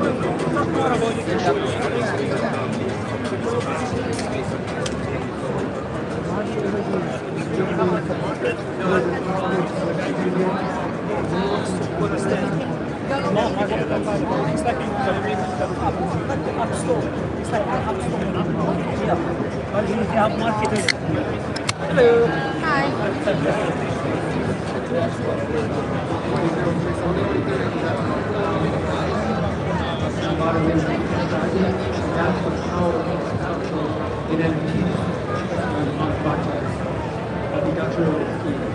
I think there's another thing going on, whether it's owning physical tickets or owning a digital ticket, you know, being able to go to an event. I think there's a lot of ways that you can cross over. I think the digital ownership is easier to use. You can share it on social, driving traffic. So I think there's a lot of ways that I think they pair together really well, you know, in the physical and digital world. Yeah, I think proof of participation has been a big growth area and a really interesting area as we move forward. Guys, have you got anything to add to that? Yeah, I definitely think digital is a key word in what's coming. It sounds funny, but there's two aspects, I think. One is like having an asset that backs up your ownership in the blockchain from a physical object, for example, a Rolex or a car, like Maya said. And the other aspect, I think it's real utility. You know, for example, we were discussing with Ultra Korea to do an activation there, and the idea was to do an art installation. So you go to a festival, you see how the artists are making the art in front of you, and then you scan a QR code and you can actually take it home. Like go to a tent and take the piece of art that you own as an NFT. And that's what I think it's gonna be. That's what we are aiming with partnerships, like providing direct value, which can be on digital items as well. And then we're gonna talk about metaverse, of course, because our biggest collection right now it's avatars and metaverse and online identity. But I'll leave that for later. Yeah, I can expand on that a little bit. There's definitely something like an asset-backed NFT, and the collectible could be an actual physical asset that backs an NFT. Baseball cards, sneakers, Rolex watches, like you mentioned, anything that has value that and it might not even be something you want to take out and actually use. Like for example, if it's a sneaker could potentially stay at the manufacturers. They could sell the NFT. You could hold on to that sneaker if it's like a Nike or something that appreciates in value. And if you ever do want to exchange it and wear it, you could maybe burn that NFT, get the physical item back, for example. There's lots of ways you can kind of unlock liquidity in physical items through NFTs. Thanks. And what about play to earn inside the metaverse? How do you see that playing out within the future? Maybe Fabio, you could start with this one. I think when it comes to the metaverse, we have to talk about digital identity. And digital identity is something that we already see in Web 2.0. We already see Twitter like handling the NFT profile pictures. But there's gonna come a point where you really wanna, you know, in the real world we have specific attributes, we own specific things that have social value, and you wanna have that in the metaverse as well, you know. If you wanna have, I don't know, something like an avatar that maybe represents yourself, you want that avatar to be unique and not be something everyone can buy online, like for example in a video game.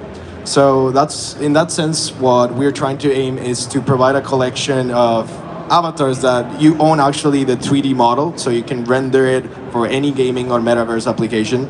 And play to earn games, to be honest, is not something we've been tackling on, but what we're doing is just preparing the materials so companies that focus on that get our API and SDK package, and they can implement the verification system so that people can use NFTs easily there. You know, I think when it comes to that, it's always like, we are a marketplace, so I feel like you buy an NFT there, but when you want to use it, then you go to these play to earn applications, and the aim there is to make that bridge as smooth as possible, less different wallets to handle, you know, have it all in one place, and that's what we're all about. Tyler? What do you think, Tyler? Yeah, play to earn. I think right now, in the past, I don't think anyone's really figured out play to earn yet. I think it's more work to earn. If you're playing a video game or you're playing something in the metaverse, are you playing it because it's fun? because of joy, or are you playing it because you can earn some crypto? And I think whoever figures out how to create a game where it's actually really engaging and fun to play, and then you also maybe earn, that's going to be a great project, a great product. And I don't know if anyone's actually really figured that out yet. Maybe. What do you think, Mike? Look, I think play to earn has really been proven in gaming, and it really hasn't been proven in other areas.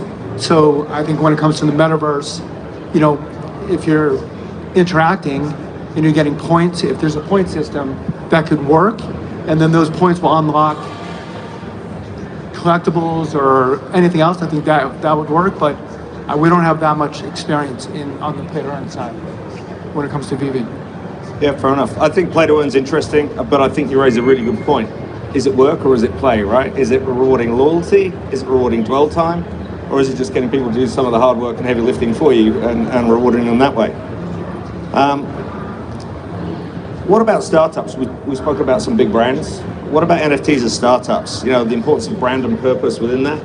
And we were speaking earlier before we came on stage about driving awareness and social for those startups. So how do we view, because you know, a lot of people out there will be wanting to launch their project, won't necessarily be a Disney or a Universal or a Nickelodeon.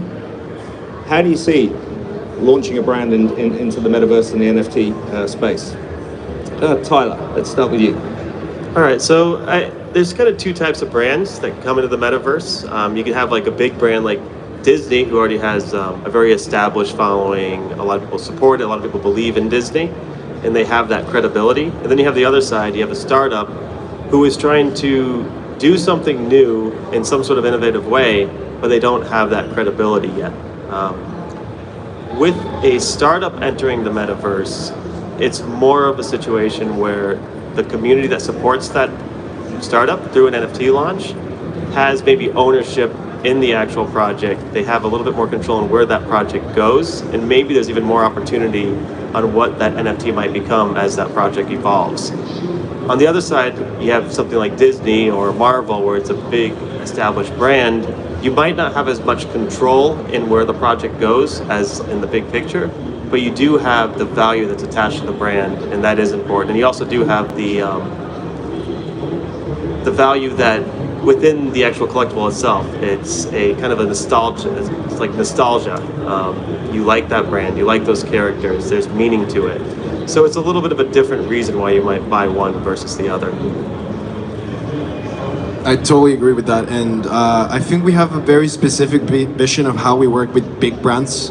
For example, we did a collection with an FC Barcelona player, but instead of making that collection like branded as Barcelona and being a part of, you know, there's a lot of brands that already own the rights to do jerseys from that team, and just to be a bit different, what we did is support the startup of the player, so the player can leverage their following, but still offer something new, you know, and we like to see brands grow from the beginning. Because I believe we have one of the strongest communities in crypto. I gotta say, we have like 6 or 7 community members that came here, even though we're not even based in the US. And that just means something to me. Like, it means when you give people the chance to come in early in a project, they really put in the work to make it grow with you. Yeah, I think community is really important. I think one of the things that the technology allows us to do is the concept to build it together, not just alone. That sense of ownership and that sense of engagement, that sense of interaction means it's a collective. It's not just you putting something out there, it's you and your audience and your engaged community actually being involved and helping develop that as well. Mike, do you want to say anything on the subject?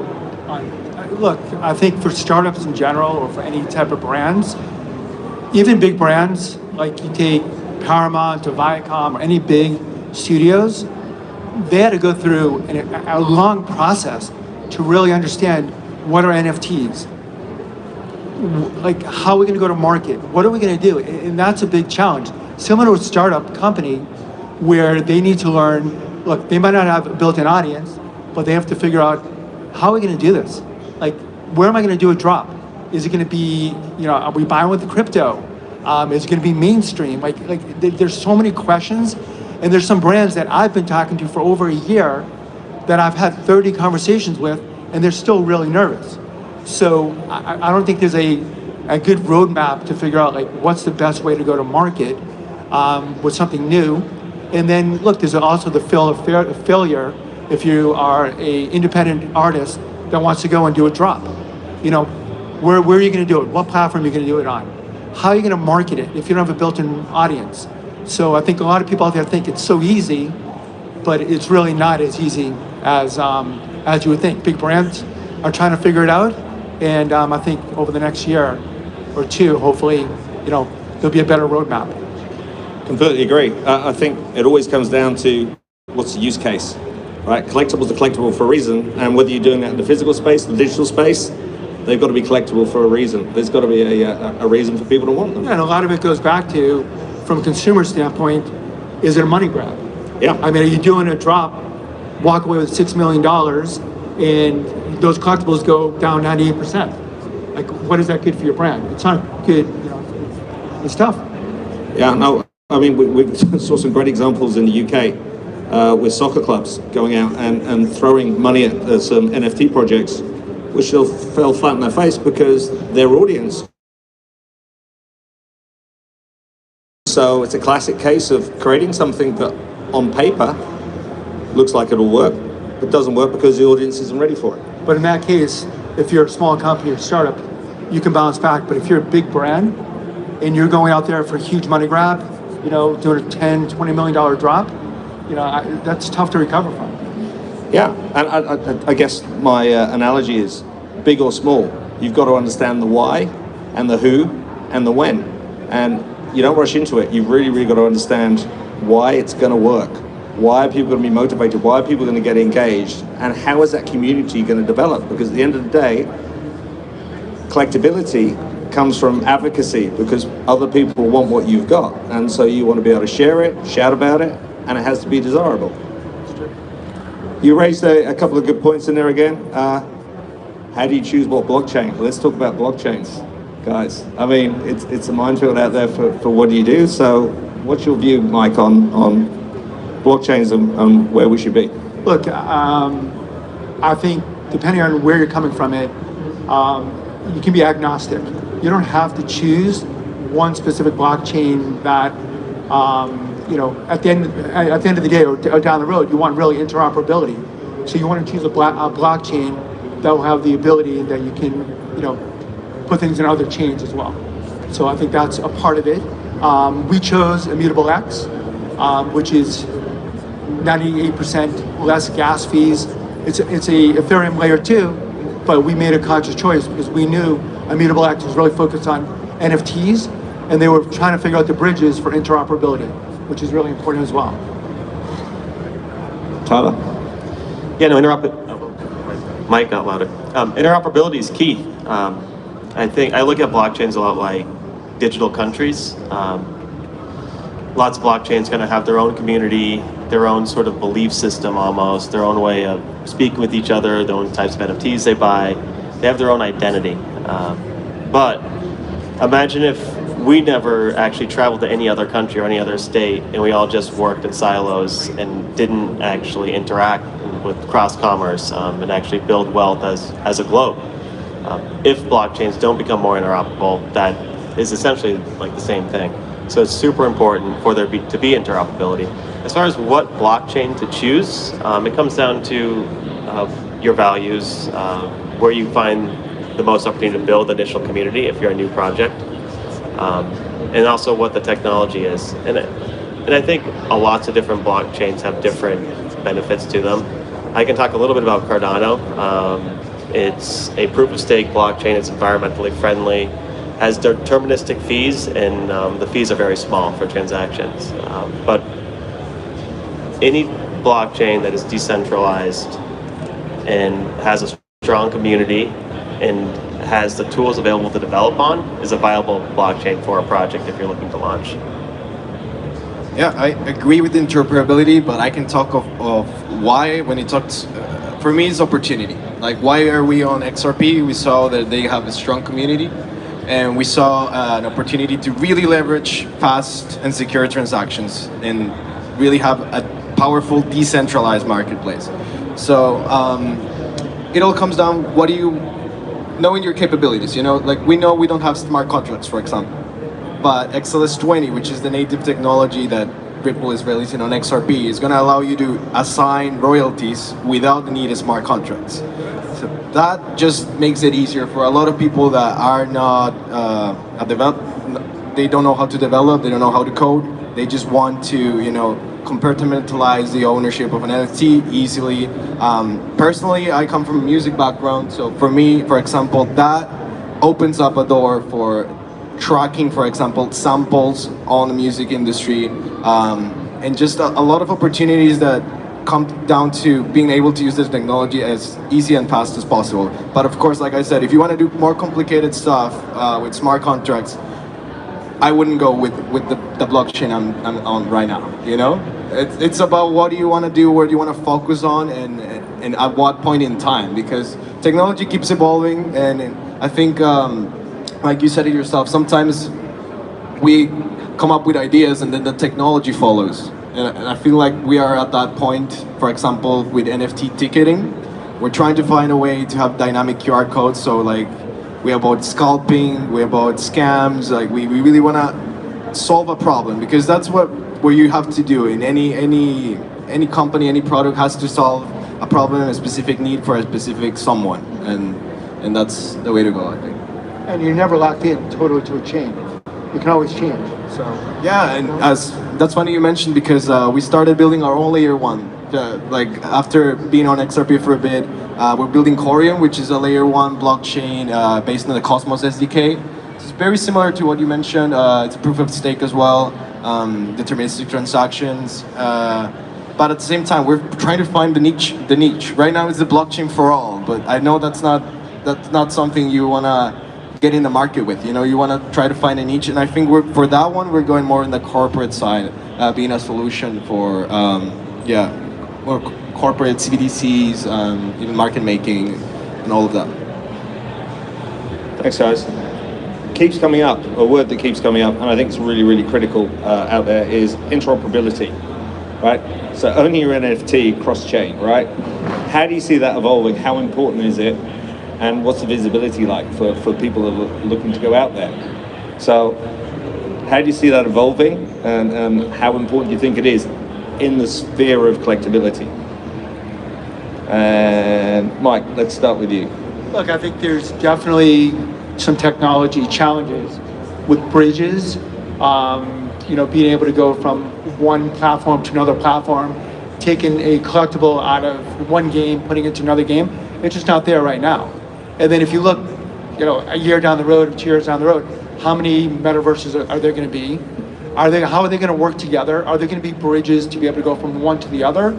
So I think the word interoperability I think it's really important, but you also have to understand, you know, from a technology standpoint, how are all of these worlds and metaverses going to interact?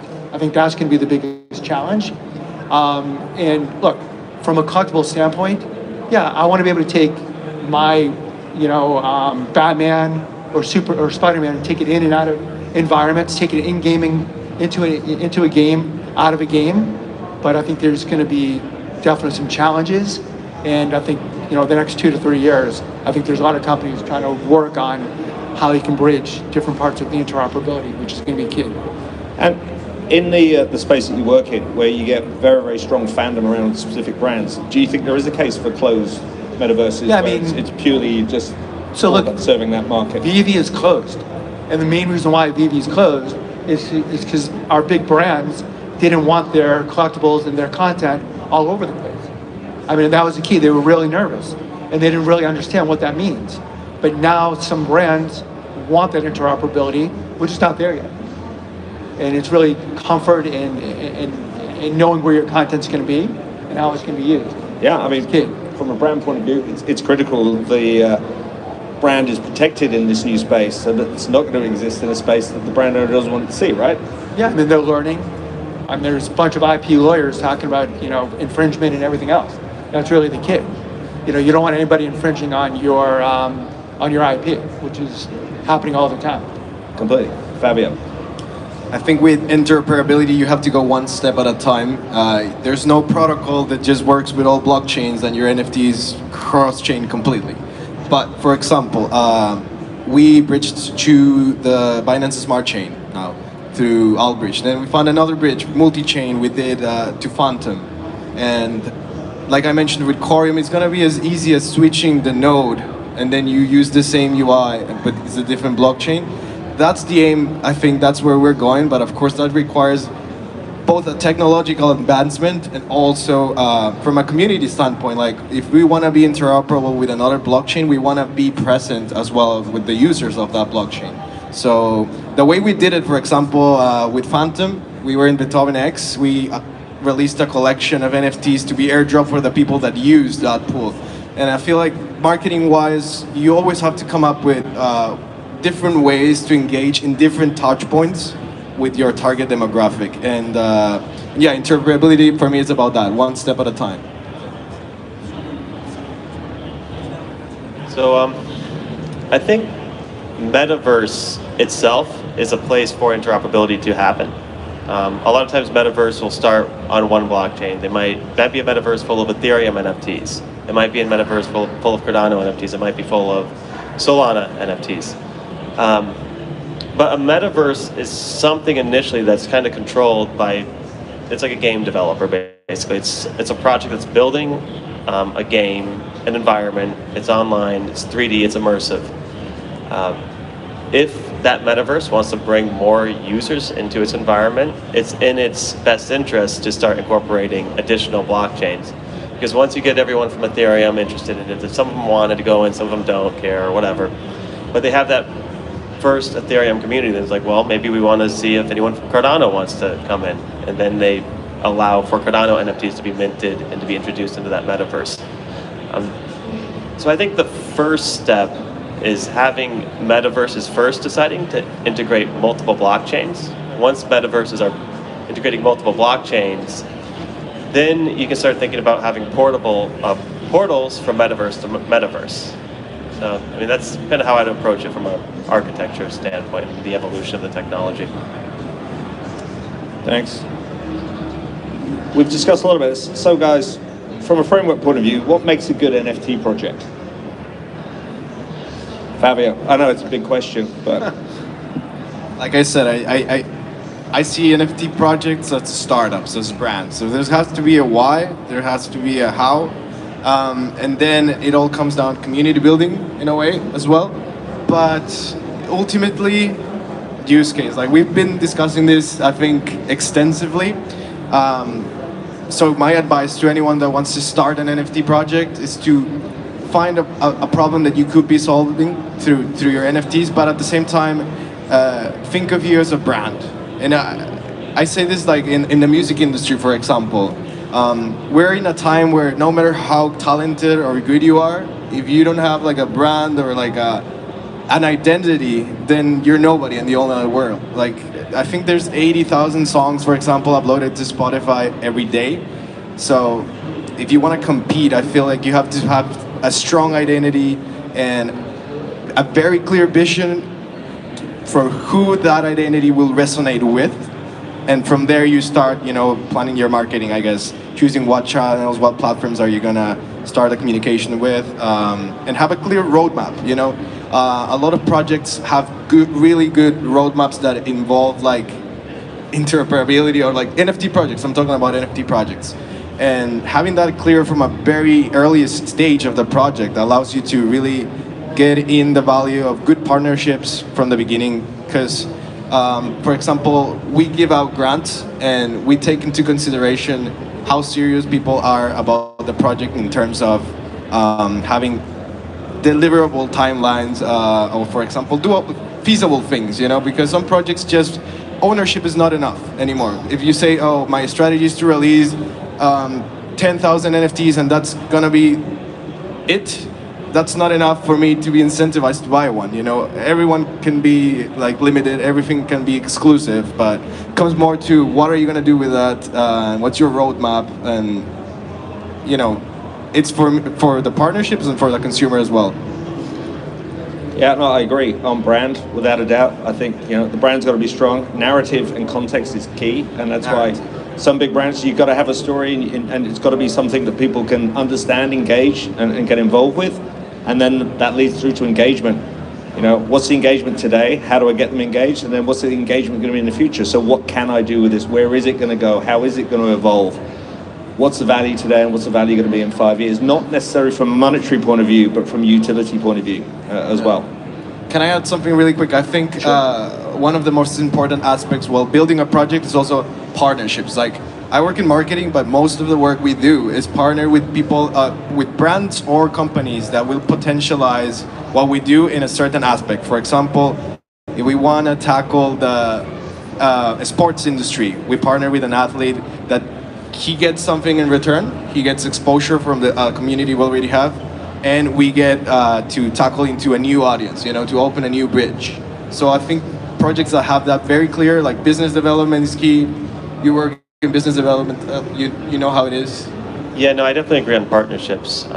It's key if you're trying to enter any new market in the NFT space. You need to have a partner who has expertise in that space before you try to solve a problem in that space with an NFT. Because first off, you just don't know enough about whatever industry you're trying to get into.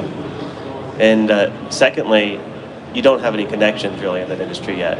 So having a partner that believes in the blockchain, that believes in what you're doing, and also wants to introduce what you have, what you're doing with your project into their industry is super key. And it's also going to help you actually build a project and build an NFT offering that makes sense for that specific industry. Look, I think it's uniqueness.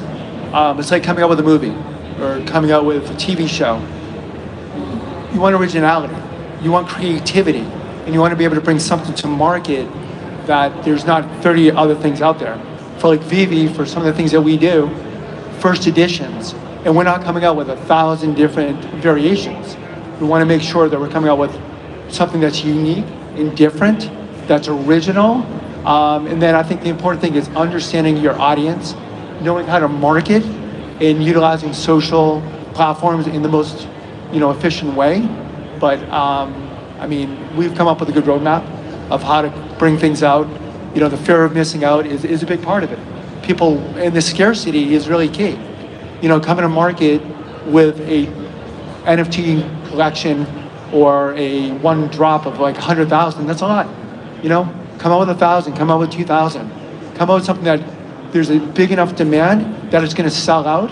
And I think that's really the key to a good NFT drop, but also making sure if there's a secondary market that people are going to want it, and you have to really read your audience and understand what they want. Yeah, completely agree. And I think the other, sorry, go on, Fabian. Yeah, no, I just really like the analogy of a movie that Mike said. And I just wanted to add to that. When we go to watch a movie, there's part of it that it's already pre-made. That there's room for originality, but there's something that we already expect. If we're going to see a romantic comedy, we know how it will end with a happy ending and everything.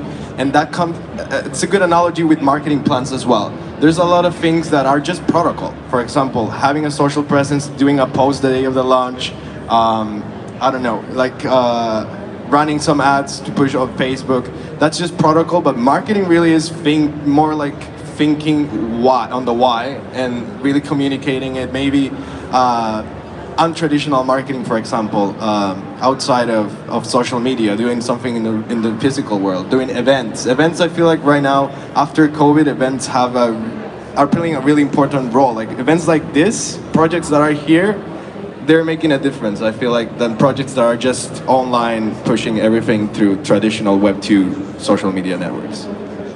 Completely agree. And I think one of the big things we're going to see is that physical experience blended with the digital experience is going to go. And one of the things we're going to see in terms of average consumer engagement is how retail adopts the NFT marketplace and wants to push NFTs into the blended experience space. Guys, we've got 4 minutes left, so I'm going to ask a big question just to end with. What are the use cases do you think NFTs will bring in the near future? Where do you think it's going, and how do you think it will work? And I'll go left to right. I think one of the biggest use cases that are set to come, I can speak a little bit about fractionalization of assets. In Sologenic, we do a lot of, like, our main use case as a company is tokenizing stocks and ETFs, which we have the technology, it's fully available, but we need a license, like a compliance side of the company to do it. I think NFTs also have a use case in that field. Real estate, for example, like owning real assets that are backed with NFTs.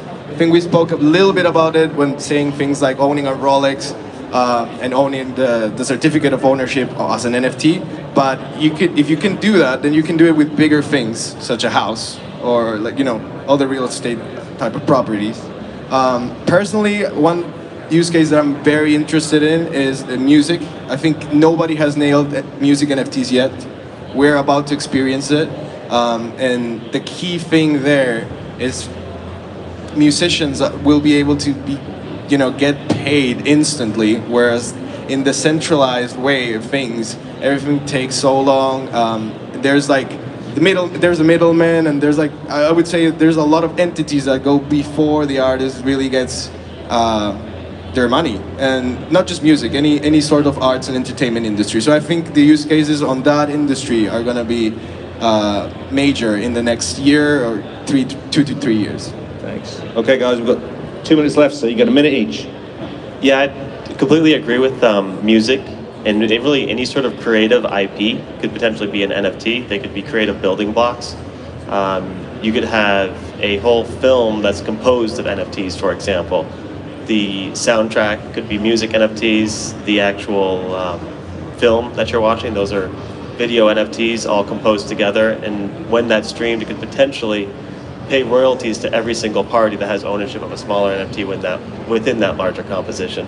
So that's one example of where it could go, but yeah, IP building blocks. Look, I think the use cases are unlimited.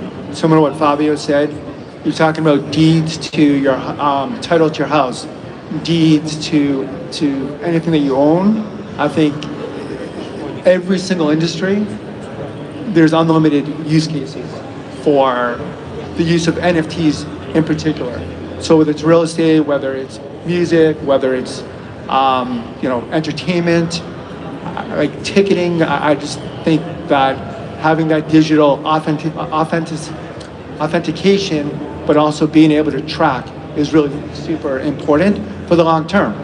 And the verification of ownership, 20 years from now, you can go back onto a blockchain and see that it was authentic, is really the key. So I think the use cases, are endless. They really are.